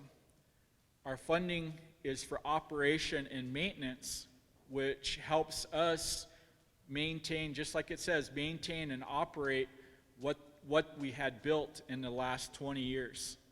The Mini-Wachoni project expended nearly $100 million to construct all water lines that are associated with that project. Rosebud's portion of that, I think we're closer to about $30 million we spent to construct nearly 400 miles of water distribution system. So that's a huge project. We've got right now about 12 people on staff that maintain and operate that system. On the wastewater side of that, we don't have nearly that large of a crew. I've got about 3 full-time staff members that are handling the wastewater side of that. So just a little history of our funding and the size of our obligation that we have for the communities of the Rosebud area.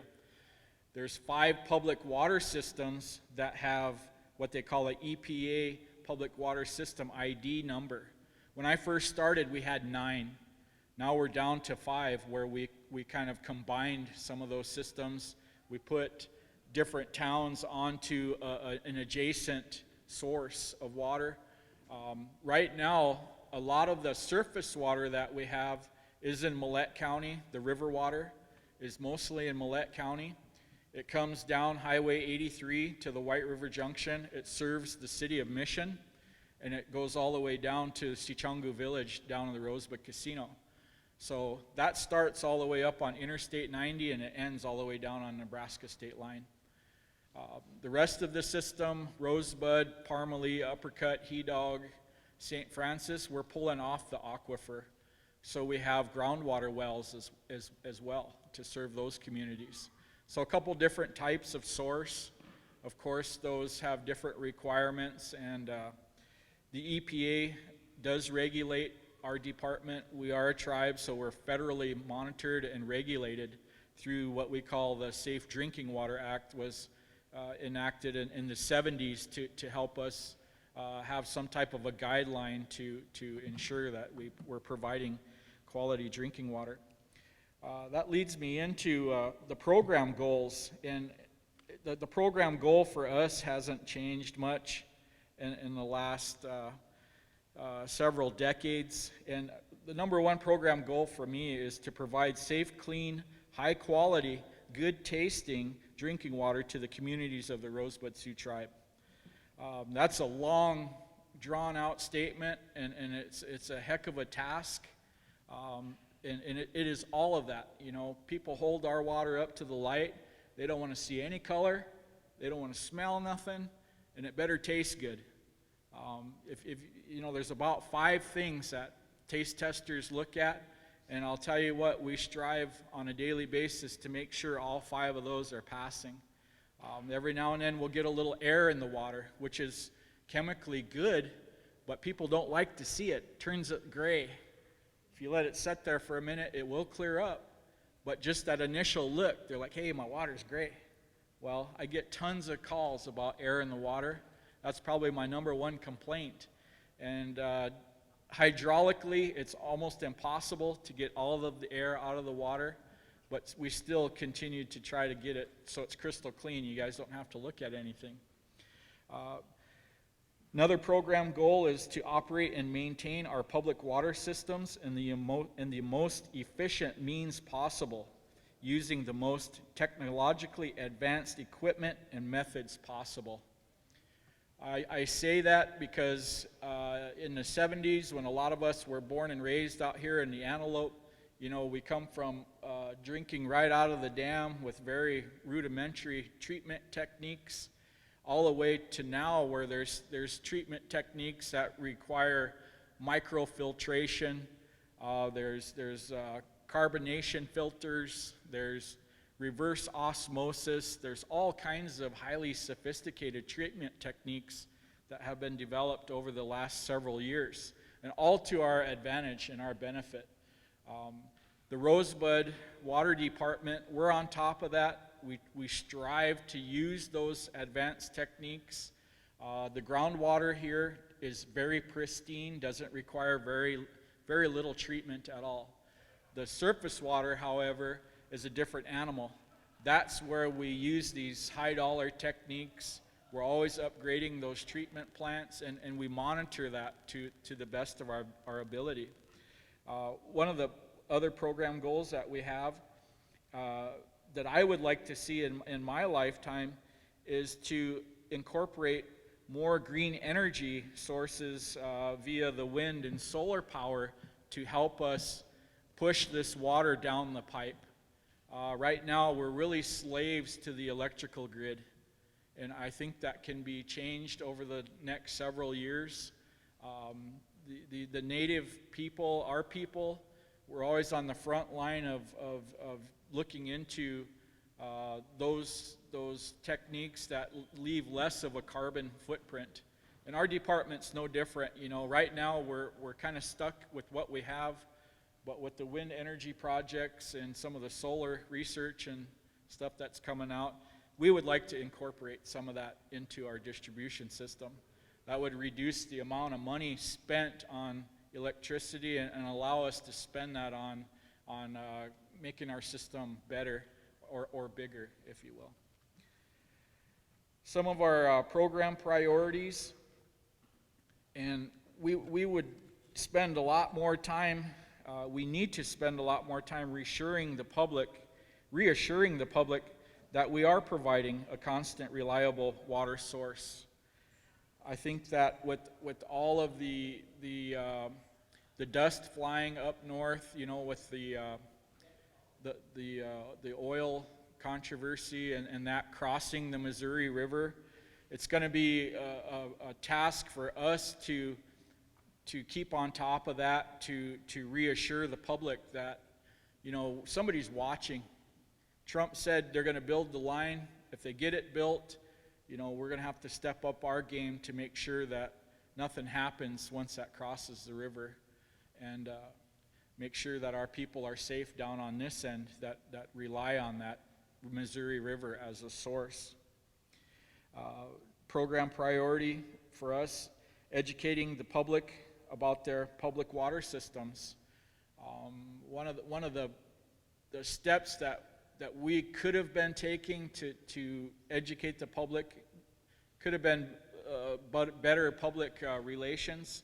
I know I have some people that been drinking aquifer water down in Spring Creek. In those areas, they thought they were drinking river water. It was just, you know, over the last 15 years, we were going so hard, so fast, building this system that maybe we forgot to educate people a little bit better about their sources. And I go to some community meetings sometimes, and you know, are bad for them asking me that question. They should already know the answer to that. Yes, I'm on the Ogallala water system, or the aquifer, or I am on the river. So that's something that we need to do as a program, and make that a priority to educate the public more about your source of water. So another really good program priority for us is source water protection. Getting back to our groundwater wells, we have what we call zones of protection around our wells. That means that we're not going to allow a wastewater plant to get built within so many miles of our production. We don't need a big junk pile of cars, you know, the same block as a production well. Over the years, some of these things have happened. And, you know, once again, our bad for not communicating with the land office, with the different departments to prevent this. You live and learn. We've learned from some of our mistakes, and it's a big topic now. Source water protection, protecting what we have so we don't contaminate it. Because once we do that, once the contamination is there, it's very hard to remove. It's very hard to fix. And for us on the Rosebud, you know, we have the little White River. We could potentially use that someday as a source of drinking water. But we sit on a very pristine body of water, the Ogallala. We need to protect that. The Missouri River as well, as one of our sources. Work with the other tribes to protect that and keep that as viable as possible. Program priority. For me, I'm really trying to get involved with training the younger generation in the operation and maintenance of our systems. You know, on our staff, I've got I got one fella that's been there pushing 40 years of service for our department. I've got a couple of younger guys that are fresh into the business. I like to see the older guys work with the younger crew to show them the ways of the operation and maintenance. You know, that's the future of our water system. The guy that I replaced was there for about 39 years. Mr. Louis Schmidt was one of the guys that saw us go from groundwater community systems to this huge system we know as the Mini-Wachoni system. Saw a lot over his 39 years. And I was fortunate to spend about 4 years under his direction prior to coming on board as the director of the program. So that education from the old guys to the young guys is very important. And with all utilities across the nation, that's one of their major priorities, is getting that gap filled. So one of the more recent program priorities too would be to assess and improve system security.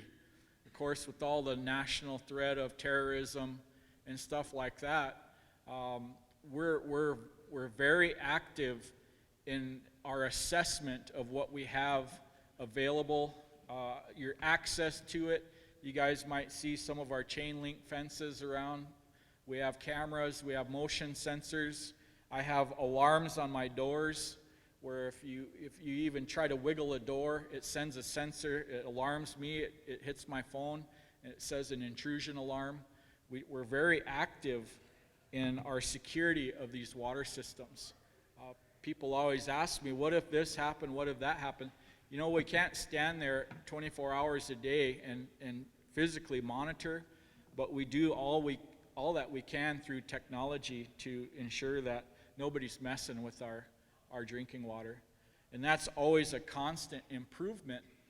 We have people from the Bureau of Reclamation, some of the federal entities that will come down here on a regular basis, and as a third party, they assess how safe is the Rosebud system. And I'll tell you guys right now, we've gotten very good marks for our ability to keep these facilities safe. And if there's any recommendations that are made by the feds, we take that to heart, and we're constantly improving security on these systems. So that's one of the main priorities that we've had over the past several years. Workforce requirements and needs.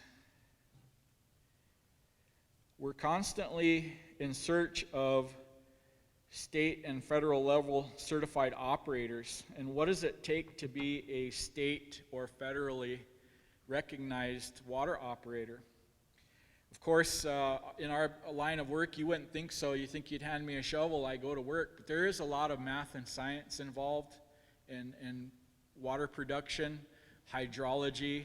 There's a lot of chemistry involved with the treatment of drinking water. So the math and sciences are very important. What we look for in our operators, you know, we've got all levels of education. Like I said, my 39-year vet, he had a 6th grade education, but he's my field supervisor. The guy's been around the horn. He was taught everything on the job. One of those guys that's almost irreplaceable. And his days are coming up there, you know, in the next couple of years. I might lose him to retirement. Those guys are tough to replace. He's not a college-educated guy, but he knows more than anybody that you could possibly train. So having said that, you know, I'm a college grad myself. My training, I didn't set out to be a water utility manager. I had different ideas when I went to college. Lo and behold, here I stand today. But a lot of those courses, and I took a lot of bio and chem, a lot of business management type stuff. You guys, you younger college kids, you know, all that you can study is going to help you at some point in management or whatever you decide to do. In the water business, yeah, we make jokes about having PhDs. People say, oh yeah, what's that? You know, post-hole digging. So you could have a paper degree or you could have a field degree, what we call, that will get the job done for us. Me, myself, as the 6 years I've been director of this program, I really lean an ear to the military personnel. The tribe has a lot of veterans that come home from service, whether it be wartime or peacetime.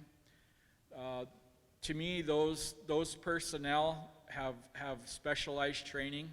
I've hired several of those people over the last 6 years. Very good work ethic. You know, obviously, they're strong mind, strong heart from being in the military. They're educated. Those guys, you know, they're few and far between. So when I get a chance to grab a military personnel guy, I sure do it, because I don't like to crawl them towers. Them guys ain't scared. They'll crawl them big water towers for me, and they'll do stuff that other people won't do. So we have the military guys, like I said, the high school grads, the vocational grads, we're you know, the electricians, the plumbers, all those people have a home in the water and sewer business. And I know Sinte does a very good job with their vocational department. And we've actually hired some of the people that came through Sinte's department and put them to work for the tribe.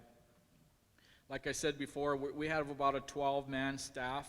My goal for the future is to see about 20 people working for this department, so that, you know, over the next several years, I hope to put some more people to work to keep the water flowing on the reservation. SGU's role in our department future. When I got out of school, like I said, I had a math and science background. I was pre-med I went through the 4-year program at the University of North Dakota. But you can never stop educating yourself. Water is one of those businesses that things are always changing. There's always a bigger, better treatment technique. The education is nonstop.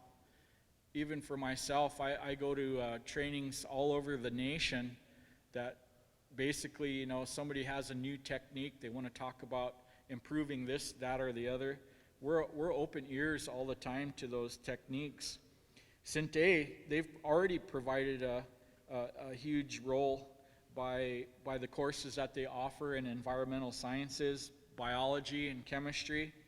I took, like I was alluding to a minute ago, I took a microbiology class here at the tech building, and it was a requirement for my job. Fortunately, Sinte offered the course, and the tribe let me take a couple hours out of my day a few times a week.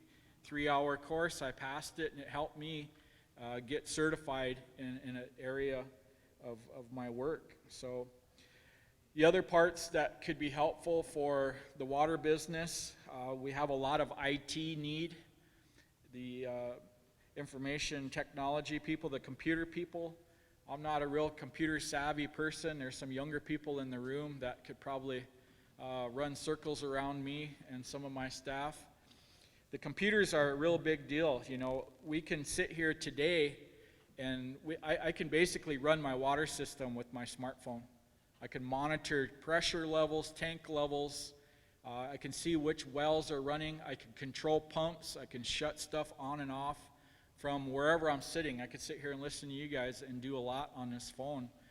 There's a whole facet of information, or just technology-based stuff now with the water that we never had 10 years ago. So we're real fortunate to be on top of that.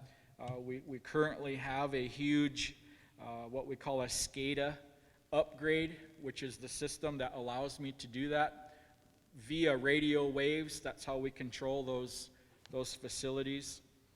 We're upgrading that to the biggest, best equipment that money can buy right now as we speak. Spent about $600,000 upgrading my SCADA system to allow us to have at the moment sight of what's going on in those systems.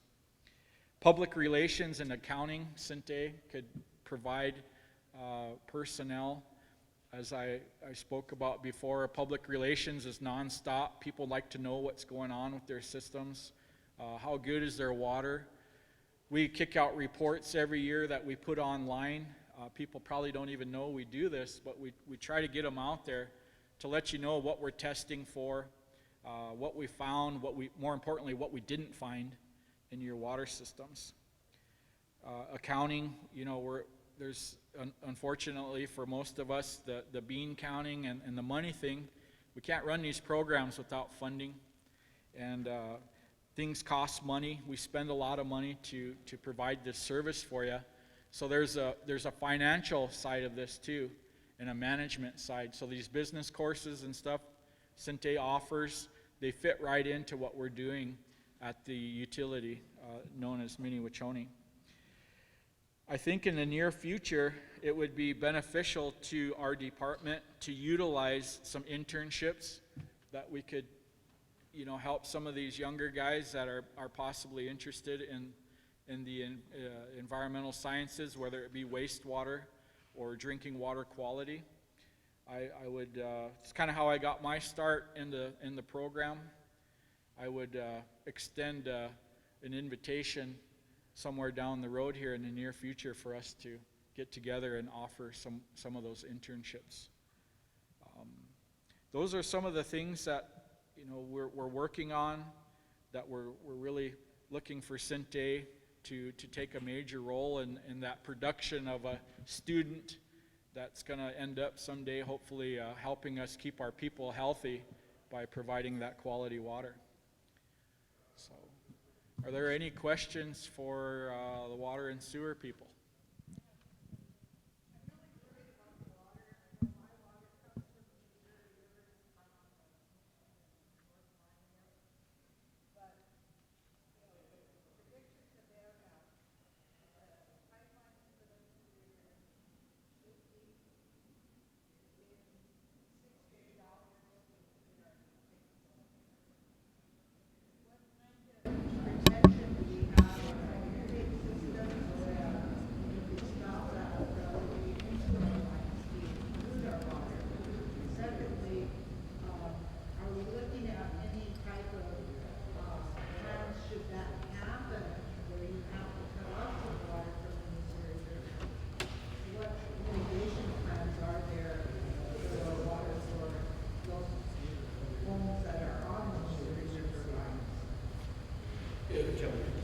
If you didn't hear what Sherry was asking, she's worried about what we should all be worried about, and that's the event that some catastrophic failure of that pipeline crossing the Missouri should contaminate that river where we treat that water and bring it down to the Rosebud. I think in the next couple of weeks here, the Oglalalas, Lower Brulls, and Rosebudders, we meet every 3 months. That's a huge question that we're all going to have to kick around and ask ourselves. What are we going to do in the event that there's a failure? And we just have to plan for it. We have to assume that it's going to happen, right? Because it will. I think it will. And so as the spearhead of the Mini-Wachoni project, that's really going to fall heavy on the Oglalas as the spearhead of this. They're the ones running that treatment plant.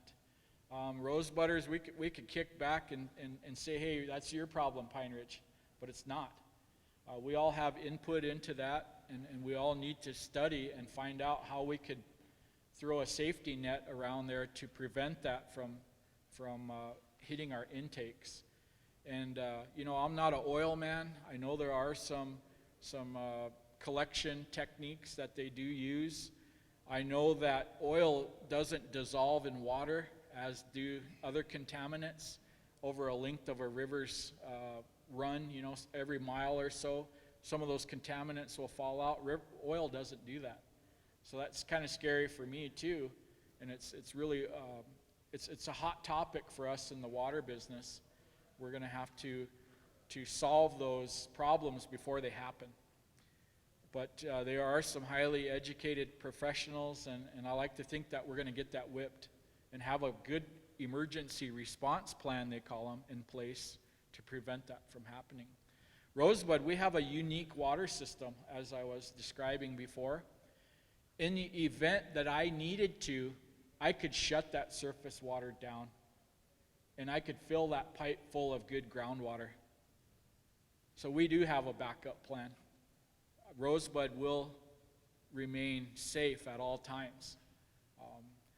It's a kind of a luxury for us. You know, we get 3,000 gallons a minute of river water. It helps us kind of save our Ogallala aquifer, if you will. That's a resource that it's new to us. We've never had it before. We've spent millions of dollars to bring it down here, but in an instant, we could cap that thing and do what we do best, and that's produce aquifer water. So as managers, you know, we're always up in our game to have those response plans handy in an event that something catastrophic, and that's what it is. It would be a catastrophic failure of that big Missouri River water system. So I feel confident that we could take care of ourselves. Those that rely solely on the river it's a whole other issue, you know. Hopefully they too can have a contingency plan that would allow them to continue to flow potable water through their distribution systems. I'm so glad to hear you say that. The alternative would be we'd have to drink a lot of Boonade. Going back to, not quite catastrophic, but you mentioned federal, you mentioned state, you mentioned tribal. Do you find yourself having to dance around jurisdictional issues very often? You know that it's pretty clean cut for us as Sichungus down here. We're federally regulated, and the feds take the what they call a primacy role. And oftentimes the federal regs are a lot stiffer than the state regs, which makes us work harder to get that water quality to where it needs to be. I appreciate that. In some instances, you know, as all government, they make you jump through many more hoops, if you will, but in the end, we end up with a better product. It may cost more. You know, there might be some more work involved. Some of the operators to get federally certified might have to do some more book work or whatever. But jurisdiction-wise, like you were asking, I haven't seen it yet. I think that as long as we have our sovereign status, it'll always be federal, unless the tribes someday come together and say, hey, look, we don't need you guys no more. This is what we're going to do. But I don't see that happening anytime soon. I hope you young people just listen to what he just said very carefully. Federal standards are higher than state standards. What's the current administration want to do? Get the feds out of the business. Opens the door for potentially lower standards. You and I have been, since I've been home 10 months, kind of not really seeing each other, but we've been in contact. Obsolete equipment here on campus has caused us to invest in replacing the infrastructure here on campus. It is what it is. I guess the bigger question here, short tail, is the infrastructure, water and sewer infrastructure, obsolete. Are we on the better end of it? Are we on the lower end of it? Are we in the middle? how would you address the question about obsolete infrastructure? That's a good question. The Mini-Wachoni project, as we know it, construction funds are expended. We've spent all that Congress gave us. What we have in the ground, we did the best we could with the money that we have. That stuff's 50, 60-year lifespan stuff, good stuff. PVC pipe, it has very good longevity. I'll use the community of Antelope right here as an example. One of the first communities that was put together and with what they had back in the 70s for materials. Those materials are you know, they are obsolete. Next year, you're going to see us overhaul, with the help of Indian Health Service funding, we're going to overhaul the Antelope water system. There's some aged material that's in the ground. We haven't seen it cause any health concerns, but the fact of its age and the material that was used to construct that pipe, we're getting it gone. We're pulling it out of there. I like to think that we're on the better end of the system construction stuff right now. Indian Health Service, slowly but surely, they'll help us finish what Mini-Wachoni didn't get done. So we're going to spend a lot of money in the next 10 years going community by community, upgrading the old community water systems. We brought brand new main lines to town. Now our job is to overhaul the infrastructure at the community level. And so that's our kind of our plan B, if you will. We're going to spend some money and we're going to get that done. So are you going to outsource the workforce to do that, or try to hire within, or how are you going to address bringing that next generation of water people in? Those contracts, they're going to be bid out, and we're going to look for companies that are going to be in the best interest of the project. You don't always get, in my mind, the lowest bidder doesn't always get the job, because you get what you pay for, in my eye. Sometimes we spend more to get a better product, and we don't mind doing that. Those projects are obviously federally funded. There's a lot of review that goes on, tons of engineers, a lot of bigwigs in a room that are making decisions. The tribe puts the ultimate stamp of approval on there. You know, we take projects like that through the Land and Natural Committee. Councilmen will push those up to the council level. They review them. If everybody likes what they see, those projects get approved, and we get on with business. But very glad to see that those community infrastructures are next in line to get overhauled. That was a good question, Phil. Thanks.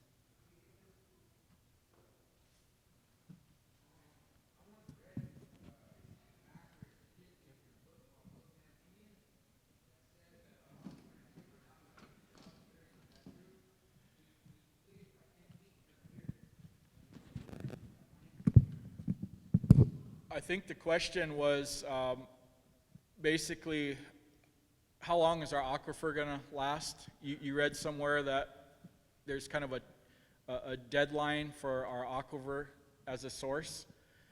You know, our aquifer, we're using right now tens of billions of gallons a day for irrigation. I think that we're only a fraction of what we're using for domestic use. Our biggest problem right now is we're throwing it on corn, and we're irrigating it. The Ogallala stretches from South Dakota all the way to Texas. We're right on the edge of that aquifer. Yep, we're right on the edge of this aquifer. You know, that's a very important question. You know, the tribe has about 30 monitor wells in the ground. And those wells are into the aquifer, so we're able to measure the level, like what you're referring to, the change in that level. That data is plugged into what we call a hydraulic model, and it's kind of a neat thing. You can see just like if you were to do like a swimming pool in slow motion, it gets higher and lower in different spots of our reservation.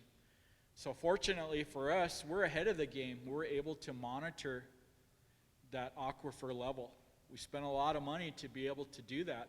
Once again, technology, we could take that a step further, and we put what we call remote sensing units on some of these wells that send a signal every day to a satellite and then down into our computer that it says a level measurement.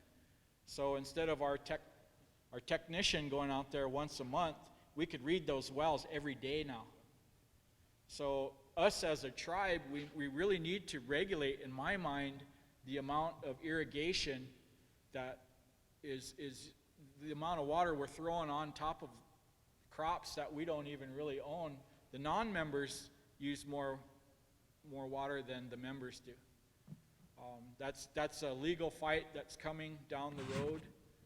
The tribe is on top of it. We're going to fight that fight, and we're going to protect our source.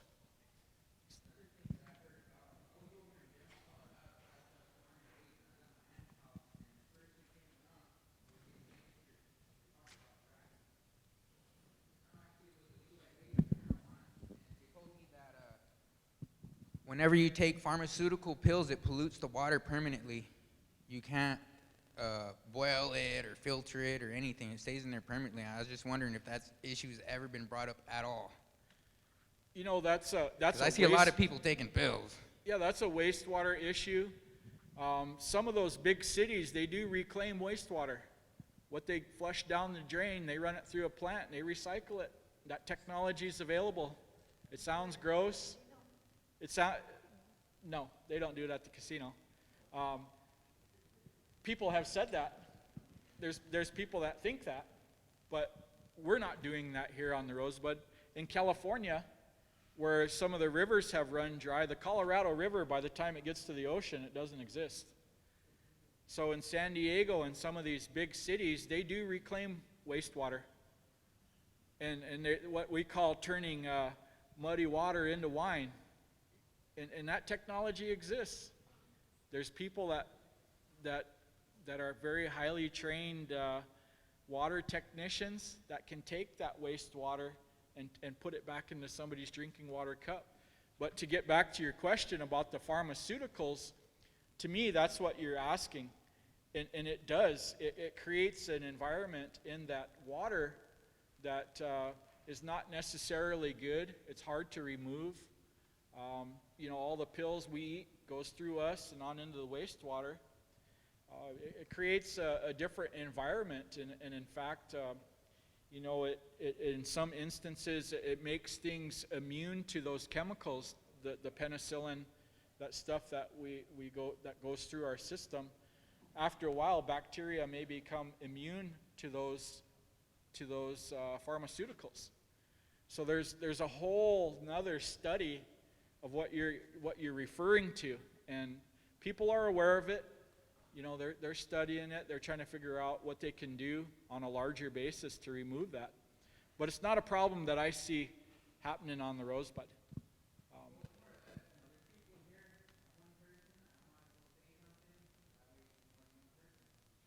That's right. That was a good question. We go to these community meetings, and I get all kinds of good questions. I don't always have the answer, but I try. I just had a question.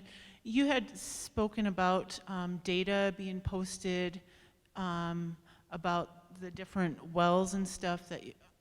Can we have access to that? Can students have access to that data if they want to do research? Absolutely. We're a federally funded entity that's public knowledge for most. We try to make it as painless as possible. If you were to come to my office, we have paper copies. For the general public that might be a web surfer, whatnot, you're welcome to go to the Rosebud Sioux Tribe's website, and on there's a toolbar that says reports. You can click on there, and it's going to bring up 5 public water system, what we call consumer confidence reports. And by law, I'm required to post those every year. whether it be on that website, in the post office, in your mailboxes. We choose the website and the post offices, the public places. We don't stuff mailboxes. The web seems to be the latest, greatest thing to do. But those are very good-looking reports, by the way. The tribe's IT department did a jam-up job for us.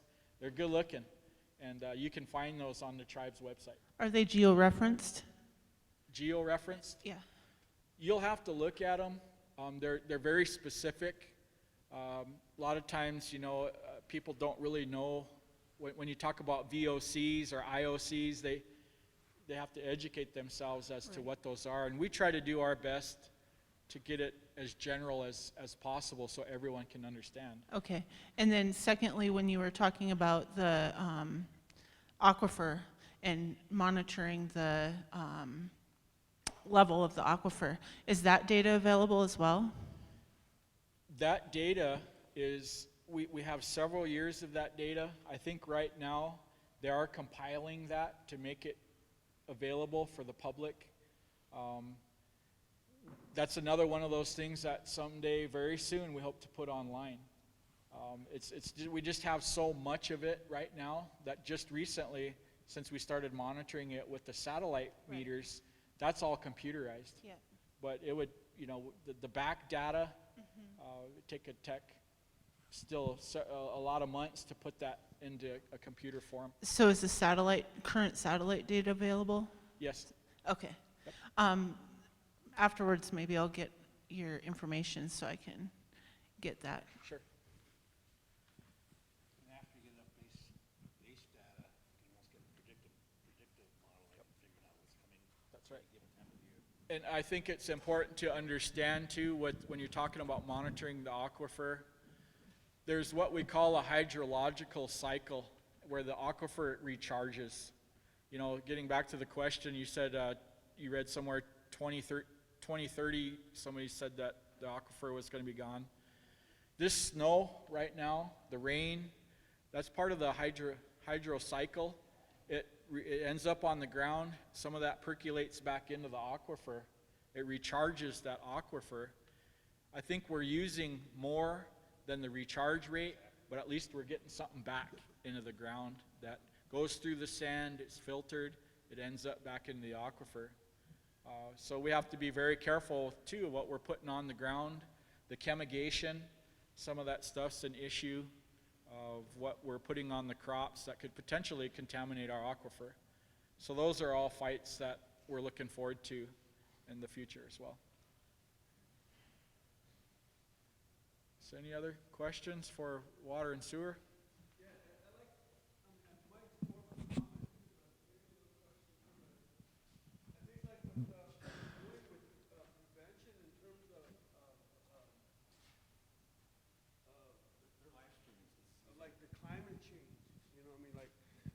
Some of the things that you're doing with preventative measures, like looking at wind energy and solar energy, is really important. I think as Native people, we have to take the lead in that. We have to show America, because they need learning, they need to be taught, right? And I mean, they're using too much. They created this carbon addiction that you talk about, carbon footprint. I mean, we have to walk a little more subtly, because I mean, we're all aware of global warming, climate change, and all of these things, but global warming doesn't exactly mean it's warming up. It means there's this extreme weather patterns. Extreme weather patterns. In 10 years, it's going to be 115 degrees in the summer consistently. It's going to be hot. And it's a different kind of heat because the ultraviolet rays that once protected us aren't there anymore. So we're going to burn. There's going to be more skin cancers, right? So we're all aware of these things. So we have to create this this way of dealing with the weather. I mean, the weather, and water is very important. Those of you and some of us that sun dance, you go 4 days without water, you go through all of these emotions. You go through all of this learning because your body's deprived of water. Our people knew something. They were really smart. Your body can go without water for 4 days. And after that, it starts to break down. could start getting sick if you're without water for 4 more days. But in our ceremonies, our ancestors knew you could only go without water for 4 days. So that was the limit. So they did that. They created the sun dance, right? You went without water for 4 days. But the thing with going back to what I came up here talking about prevention in terms of solar energy and wind energy, we got a lot of wind out here in Lakota country. You know, we can tap upon that. But of course, the fight, you have utilities, electric companies are going to come back and try to create laws to keep us electricity addicted, you know. So we have all of these battles.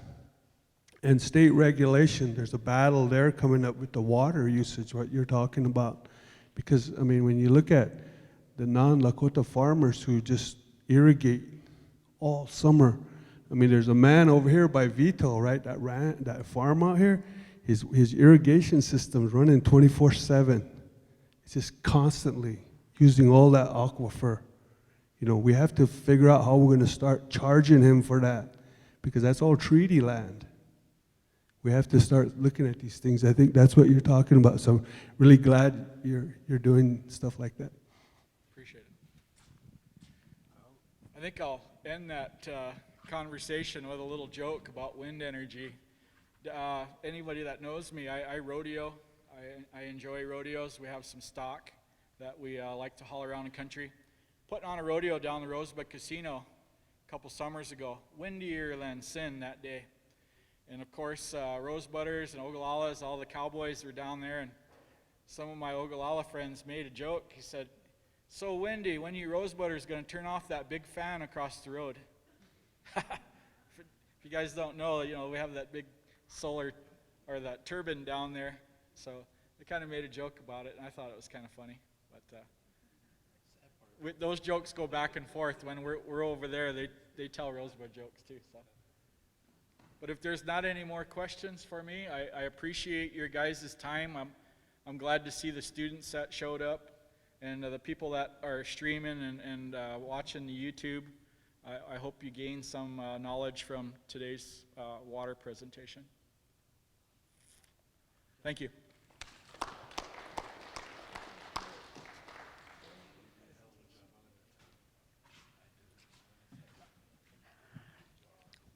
Well, we're getting to the end of the day, and I'd really like you to hear a young man that is a graduate of Sintegleshka University. He is a Rosebud Sioux Tribal Councilman from Oak Creek, and I know that Wayne sits on the Land and Natural Resources Committee for the tribe, on the Tribal Ranch Board, and I know that he's really been instrumental in working with the bison herd for the Rosebud Sioux tribe. Wayne Frederick, I'd like to welcome you to Sintegleshka University, and we'd like to hear a few words from you.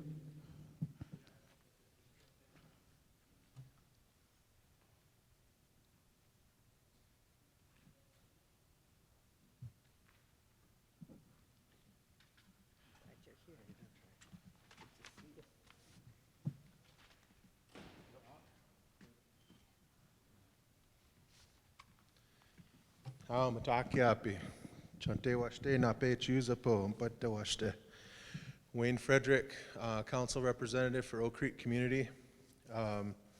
My first term on Tribal Council, it's been a roller coaster ride for 2.5 years, I'll tell you that. Thanks for putting on this forum for the public. And as Sherry had said, I sit on the Land and Natural Committee. I'm the vice chair of that committee for 2.5 years. I sit on the ITBC. I started as just the Buffalo manager for the area, and I turned into being elected by the family members of the sister tribes as the regional director. So I oversee Buffalo management for 14 different tribes in the upper Midwest. Tribal Ranch, I'm the vice chair now. I stepped down because we're going through an election. And I swallowed my pride, and I wanted to be able to not leave the Tribal Ranch without a chairman for however long it takes tribal council to elect a new chairman. And whenever I came on, they left us that way for almost 9 months. So it was kind of a roller coaster. So we have a new chairman, and his name's Rock Lafferty. He will be there for 3 more years. I have a lot of faith in our tribal member Rock. So we've done a lot of great things on tribal council in the last 2.5 years, especially when it comes to land issues. One of the biggest things is Shorty doesn't even know yet, because I didn't get a chance to tell him, was we passed our first water code for regulatory on the reservation. So even for that, just doing that, even though it's not super specific, at least we're going to be able to start charging for agricultural use, such as the pivot systems, and it's going to give us a foothold on being able to charge for everybody, even the non-members that were grandfathered in underneath the state, and they were allowed to be able to pump as much water as they wanted without any sort of regulatory or answer to the tribe. So we just did that today with in council with 15 of us. So that's going to be something huge for the future. If the state of South Dakota wants to argue that, you know, we're ready to go to battle for that. But we have in our reservation boundaries, we should have regulatory over it. One thing that was out there for 50 some odd years and was never dealt with was the WAPA settlement. Now the WAPA settlement was a right-of-way that there was negotiated and leased out to the tribe for cents on the dollar, and we actually reopened it and we renewed it, and to the terms of 25 years with an additional 25 years. But with that settlement, something that was never done was there were 3 megawatts of power that were never ever used, that we were guaranteed for the last 50 some years. And we could have used those 3 megawatts of power on this reservation some way, shape, or form. But what they always pushed on to the tribe when they asked about it was, well, you need to create infrastructure to pull that off of, and you need to also create not just a utility, but you need to be a licensed utility to sell energy and trade energy. Now we have finally identified that, entered into contracts with Cherry Todd, and part of that is we're going to actually get 6 megawatts of power a year. Now when you start getting 6 megawatts of power a year, that's going to be a huge savings to the tribe's people and the tribe in general, because we put forth $2.2 million a year into just LEAP funds alone, and probably at least 1.2 of that is spent on our Cherry Todd Co-op, electricity for the people in the area, whether they're tribal members or not, because it's all based upon income variance and what you get. So 6 megawatts of power, we're projecting the savings was probably going to be around $300,000 to $400,000 a year. You start saving $300,000 to $400,000 a year, that means that you're going to be able to put more funds towards something else, even if it means more supplemental utility for tribal members, non-tribal members. So that's something huge that's been lingering. We were able to close that book. And also when you start talking about, I'm trying to jump around, I know we don't have too much time, another huge landmark decision was setting Peixe into trust status. Peixe is now into trust status amongst 4 different tribes, and more that are going to be coming, because when we did it, the tribes had enough trust in the Rosebud Sioux tribe. Since we have a Scattered Tracts Act and we have a TLE land management corporation, they will be able to buy in and get ownership interest into Peixe. So that's going to be something huge, because one thing that I argued with the governor on personally when he came to Rosebud was, he said, you have grandmothers and grandfathers that are sitting in the cold, and all of a sudden you guys are trying to spend $10 million up here in the Black Hills. You know, I don't see where that really should be on your radar. And one thing I had to say to that was, we have a Scattered Tracts Act, and money was allocated specifically for consolidation of fractionated interest, fractionated lands, and we're going to come after our spiritual places in the hills And hopefully that'll end up healing us, and in effect, it'll be bringing the tribes together once again. He didn't really understand, but but nonetheless, it got done, and that is something that they try to pigeonhole us all the time, is the Knipe case, and saying that it was outside of our boundaries, so it couldn't be turned into trust. So now we've blown that totally out of the water. We have trust land back in the Black Hills once again. Now we need to take it a step further, and we need to go after those federal lands. Instead of allowing them to turn them over to the state for management, we need to go after those lands so we can get them back into the tribe for management and keep them in trust. Any debt?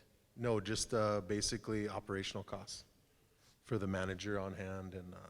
And USDA's program, Mary helped us get $250,000 or $275,000 so we can actually fence that property and keep it out of beef management and go back into buffalo management on that property. I'm working with getting it stocked with buffalo from ITBC and also buffalo from Rosebud.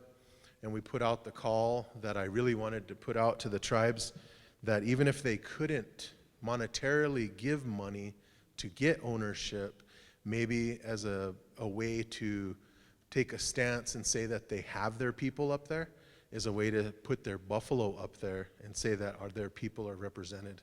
Because buffalo was currency for thousands of years to us, and then this would just be reliving that fact that buffalo is currency once again, and we would put them back on our spiritual homeland at Peixe-Law. One thing that I also wanted to touch on was when you get that, for Shorty with that regulatory, he'll be able to charge for that usage, and then it's sad to say, but you can't always guarantee that the feds are ever going to keep allocating you enough money to operate. And when he touched on the Mini-Wachoni Act, they keep depleting it to now all we have is O&M money, and that's all he gets to operate off of. So he's got to be able to get some sort of monies, and what we're looking at is not charging the tribal membership or the non-members within the area, but going after some of the agricultural taps and charging a taxation on that after so many 1,000 gallons or whatever it may be. He's got to finish putting that plan together, but it's going to be a step forward that was never there. When you start speaking about land on the reservation, we're the only place in America that you have to take the good with the bad. You always have to be able to do that, and it may be confusing, but that's also what should intrigue you as an individual to do your learning to figure out what these different types of land are. Out there and off reservation, you have basically deeded land and public land. That's all you got. On a reservation, you will have deeded land, you'll have trust land in general, you'll have allotted land, you'll have assigned land, and then you'll have executive assigned land, since we have a solo and TLE. Those are what is controlled by assigned and executive assignments. BIA controls only allotted lands, and can kind of clear up what those lands are and what their specific purposes and uses are. And then you'll start delving into the regulatory, and that's the titles 18 and 19 on the reservation. You go back and get some copies of those and start reading them, and maybe after falling asleep a few different nights, you'll read through the whole thing and gain some knowledge. I also am currently a vice chair on part of the corporation. You guys touched on it, and I'm also a treasurer on part of the corporation, and that's Redco. Redco was developed in, I think, 03 or 02, but it never really was put forth in its full entirety of what it could become until about 2007, I think it probably was. And then they started developing all these different little companies on the reservation, whether it was Lakota Water or Sichongu Auto or Turtle Creek. And then all of a sudden, nobody really even knew it was there until about 2011, I think it was. And then all of a sudden, boom, Sinte Gleshka and Redco. And we developed REAC, and we're going to build missile chips together. And it never really panned out to be something that was going to be very lucrative. and Weezypaw Garriott Little Elk came on in 2012. I came onto the board in 2013 as just a person at large, where you don't have to be a governmental elected official to be on these committees. And I highly, for the people out there, I want you to know you need to try to get on these committees, whether it's Land and Natural, Redco, Social Services. There's basically 14 committees that make up the governance of the Rosebud Sioux tribe. And you, just as a normal individual, if you don't want to run for office as a council representative, you need to try to get on these committees, because they basically are the governing body of the Rosebud Sioux tribe as much as tribal council is. You're there to interpret the information given, whether it's just from a company or an individual with some sort of economic idea, and then forward it on to tribal council for final approval. So I encourage you, as long as you're 18 years old, you can be on those committees. But Redco had an 8A company, and Wheezy developed and started to make other 8A companies. Now you only have 7 years to do that, and we've consolidated Lakota Water, Rosebud Building, React Electronics, and Office Products. Those are all 8A status now, which are really going to take off, because Office Products, just in general, you have to have that kind of shoe-in order to really sell to other governmental agencies, whether they're BIA, or if we had an air base close by, you could get contracts to sell them office supplies, paper, pens, that type thing. We could always go into electronics and do some different things. Maybe we build something, make wiring harnesses, I don't know. Rosebud Building, now that was jumped off a year ago. We've got our first contract, was on the Pine Ridge, and we revamped and rebuilt 60 some houses for HUD, and now we're looking at using that same company for ourselves, because of on the Rosebud, if anyone knows, at least there's probably 10 or 15 houses sitting idle all over the reservation in different communities. So that's another avenue, because you can either subcontract out, or you can find these individuals with small crews and hire them without having to actually be an employee of the tribe, or housing, where you can have a little bit different leeway. So it's something that's really going to take off. Lakota Water, it's always been there, but the cost of shipping has always kind of pigeonholed Lakota Water. But the sad fact is, of why we tried to move that into 8A status, is our intolerance to say no to the possible pollutions that are out there, whether it's like what happened in Detroit or other cities, the Kalamazoo spill that affects different areas, and if they become actually declared federal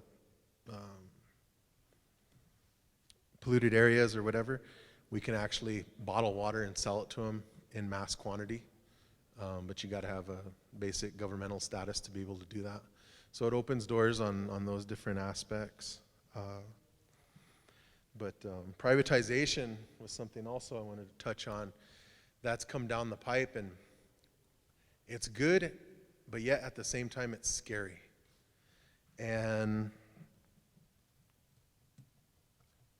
Redco also is fighting a battle with trying to get, we created another company, 8A status, of medical management, in hopes to help straighten out our IHS problem. Our IHS problem has been a problem since I think it's probably ever been implemented. I don't think it's ever run smooth. And it's we say a trust responsibility, we say a treaty responsibility, and yet the government always throws something at us, but they don't actually ever really, I think, mean to fix it. Now, what we were hoping to do was what happened in last December 2014 has been, or 15, has been echoing through 2016, something fierce. We came up with a plan with this medical management where we were going to get a contract for the top 5 positions in IHS. And then we would be able to have control over the hospital. What happened was IHS said, oh, that's really a great idea in one of our meetings, and it was about April. Oh yeah, that's a nice idea. Then all of a sudden turn around and they give it to a medical management firm called A&B out of Southwest United States down there, who doesn't have a very good rating, but they have the status. They didn't even RFP out, and they just gave it to them. So A&B literally has been battling and not handling a hospital of our size because they're used to small clinics and that type of thing down there. So they were admitting that they're kind of overwhelmed. So we ended up creating this company and hoping to do that. And we teamed up with the largest healthcare provider in South Dakota, where we would subcontract with them, bring them in, and then we would actually be able to, they promised and had this strategic planning to how much they were going to have to bring in for nurses, doctors throughout the hospital. Thought we had it fixed. They even admitted to it a month ago, said, yeah, we're just going to take it away from A&B and then we're going to give it to Rosebud. You guys are doing some revolutionary thinking. It's just unbelievable. Next thing you know, they chop it down to the top 3 positions except for the CEO. They give us the other underlying positions.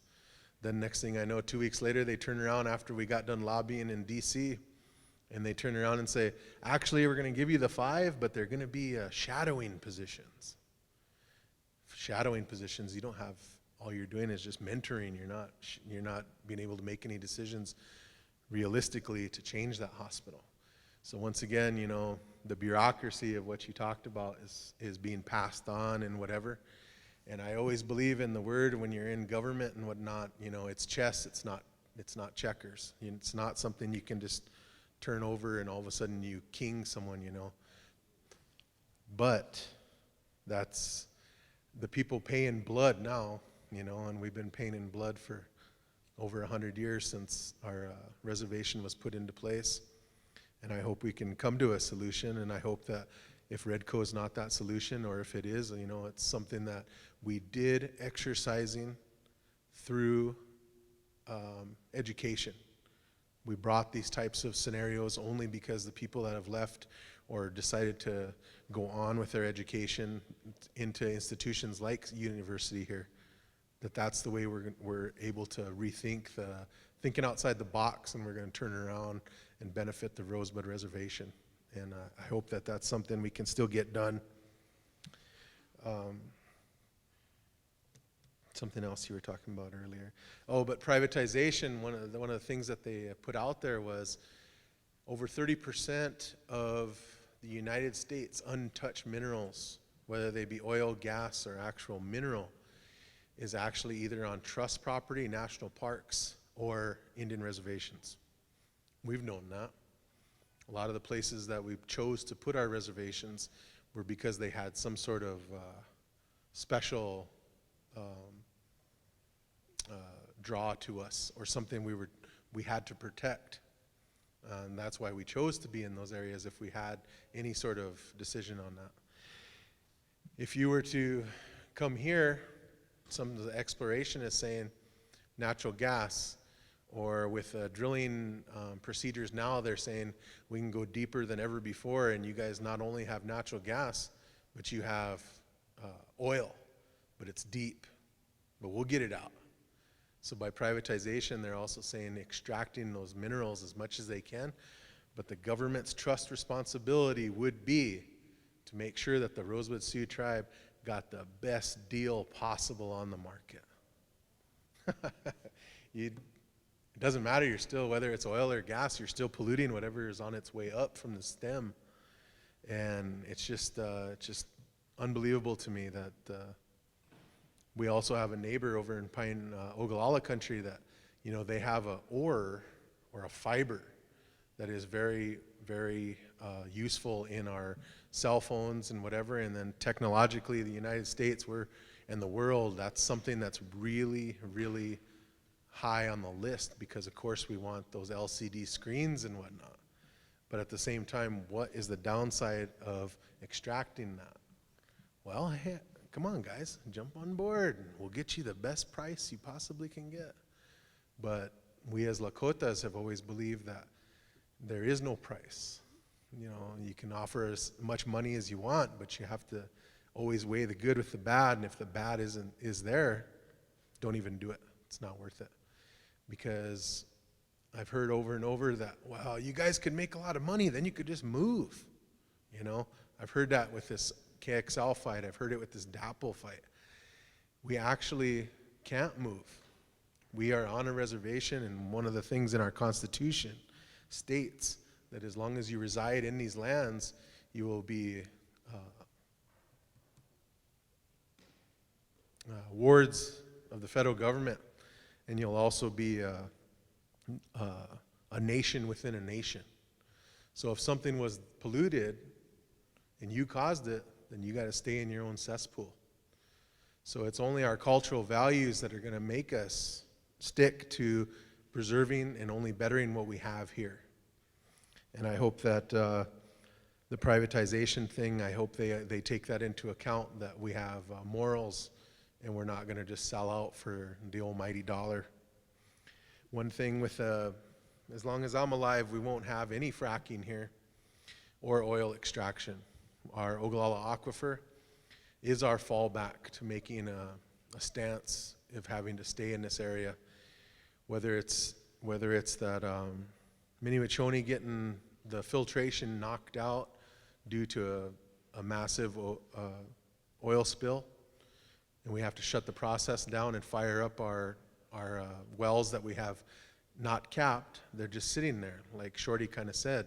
So in the event, we actually use some of them because you have to use some of them. You don't want to stop using them, because then if you don't use it, you lose it. And that's how the federal government sees on almost anything out there. If you don't use it, then you lose it. So it's our fallback. One thing that we've posed with Neil Kramer at Forestry, and he's put the order in. We're trying to allocate the money, and hopefully by next summer we're going to be in, or this summer, 2017, we're going to get into the business of wood pellets. A lot of times you have pine. People don't want to burn pine because it'll gum up your flue. Cottonwood, they say, just burns too hot and then it goes away. And so those are, some of the other woods that are undesirable, or even when wood becomes undesirable as punky, they call it, it gets real light and soft. You can still actually take that, grind it, and compress it into a pellet, and you'll still be able to use it in pellet stoves. Another way of self-sufficiency, of course, would be growing corn, low-grade commercial corn. You can use that, crush it, and also put it into pellets or use it for heat. And that's our biggest thing. 6 months out of the year, we need heat. And so that's where I think the fracking idea in the area was probably originally thought of as going for it, was that they needed, lower heat costs. But that's another way. And then also you have to look into solar and wind energy. Oceti Public Power Authority, we've been kicking that around, I guess, for about 15 years, 10, 15 years. And we literally we're about 5 million to 7 million short on the funding of getting, and it's something that's just right there. We may end up taking some loans out and firing up our first wind-generated farm. We're trying to decide right now. They came to council for the final approval of the TUC, our Tribal Utilities Commission, and that's either going to be north of Mission here, or it's going to be over in St. Francis. Whatever they deem is the best for the electrical lines to transmit that electricity is where we'll build it strategically. Not Mustang Meadows. Too far out. And then Nebraska's really fighting the wind and transmission lines right now. So it'll have to be more north. Eagle Butte and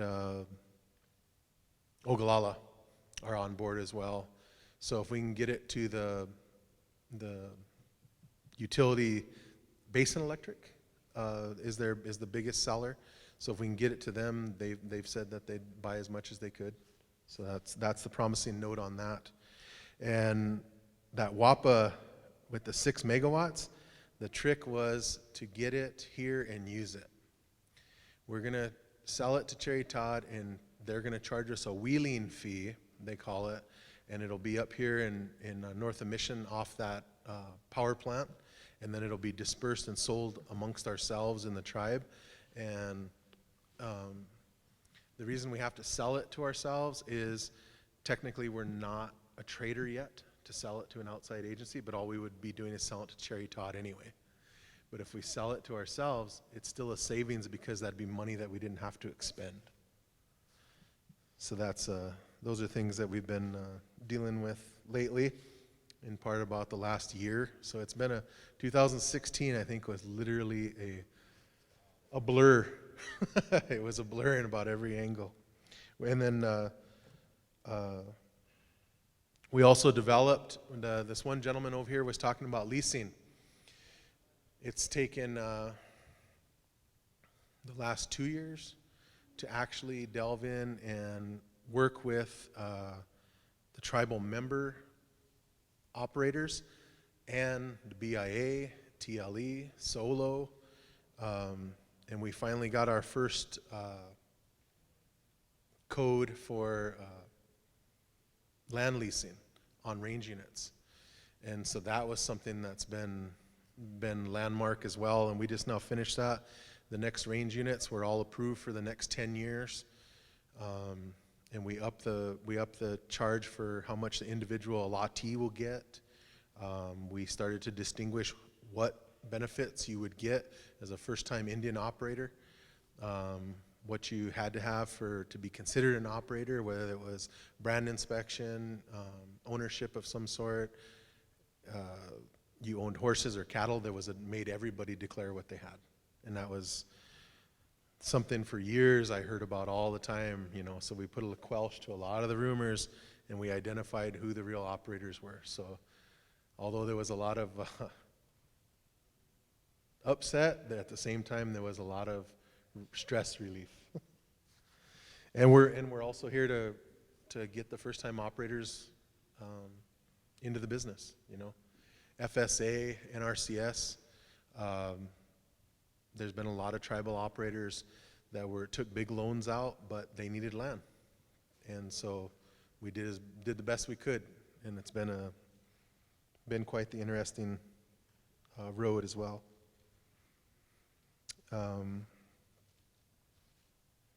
One thing is that Shorty touched on too, and Sherry introduced me, a young man. I think that I'm 10 years late, you know, but at the same time, when you're given the responsibility to do something, it doesn't matter how old you are. I guess when you're in the IRA government, you know, you got to be 25 to be a council representative, 45 for a vice chair, or 45 for a chairman. And I've taken it seriously, and Shorty said that he was looked at as a young man at 40 years old, and I come in and I'm 35, and boy, I was the young man on the block. The only one that beat me was Arnetta. I think she was 2 years younger than me. But once again, it's been something great. Much respects to everybody out there that put their trust in me, and I think I've done a pretty good job, and I'll work every day to do a better job.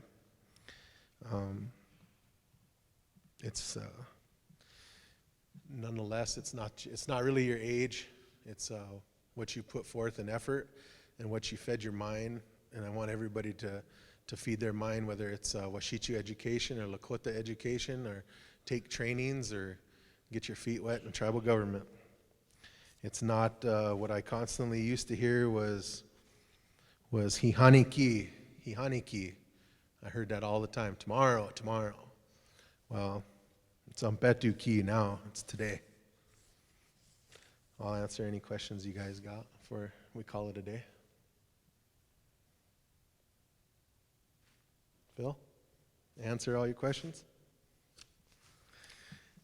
All right. It was a blur. All right, thank you. Dok shake.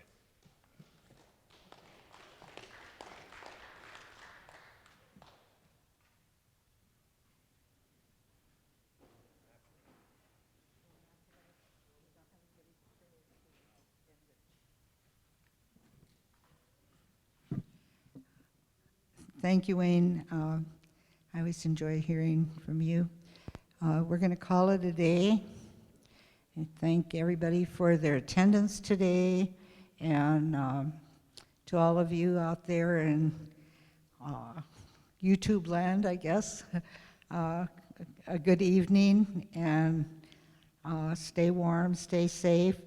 This evening, Santiago Eshka University will be having a film viewing of Trudell. Prior to the showing of the film, we'll have a reception with refreshments beginning at 6 o'clock at the Lakota Studies Teepee. It's open to the public, and welcome anybody that wants to come see a really good film. Thank you.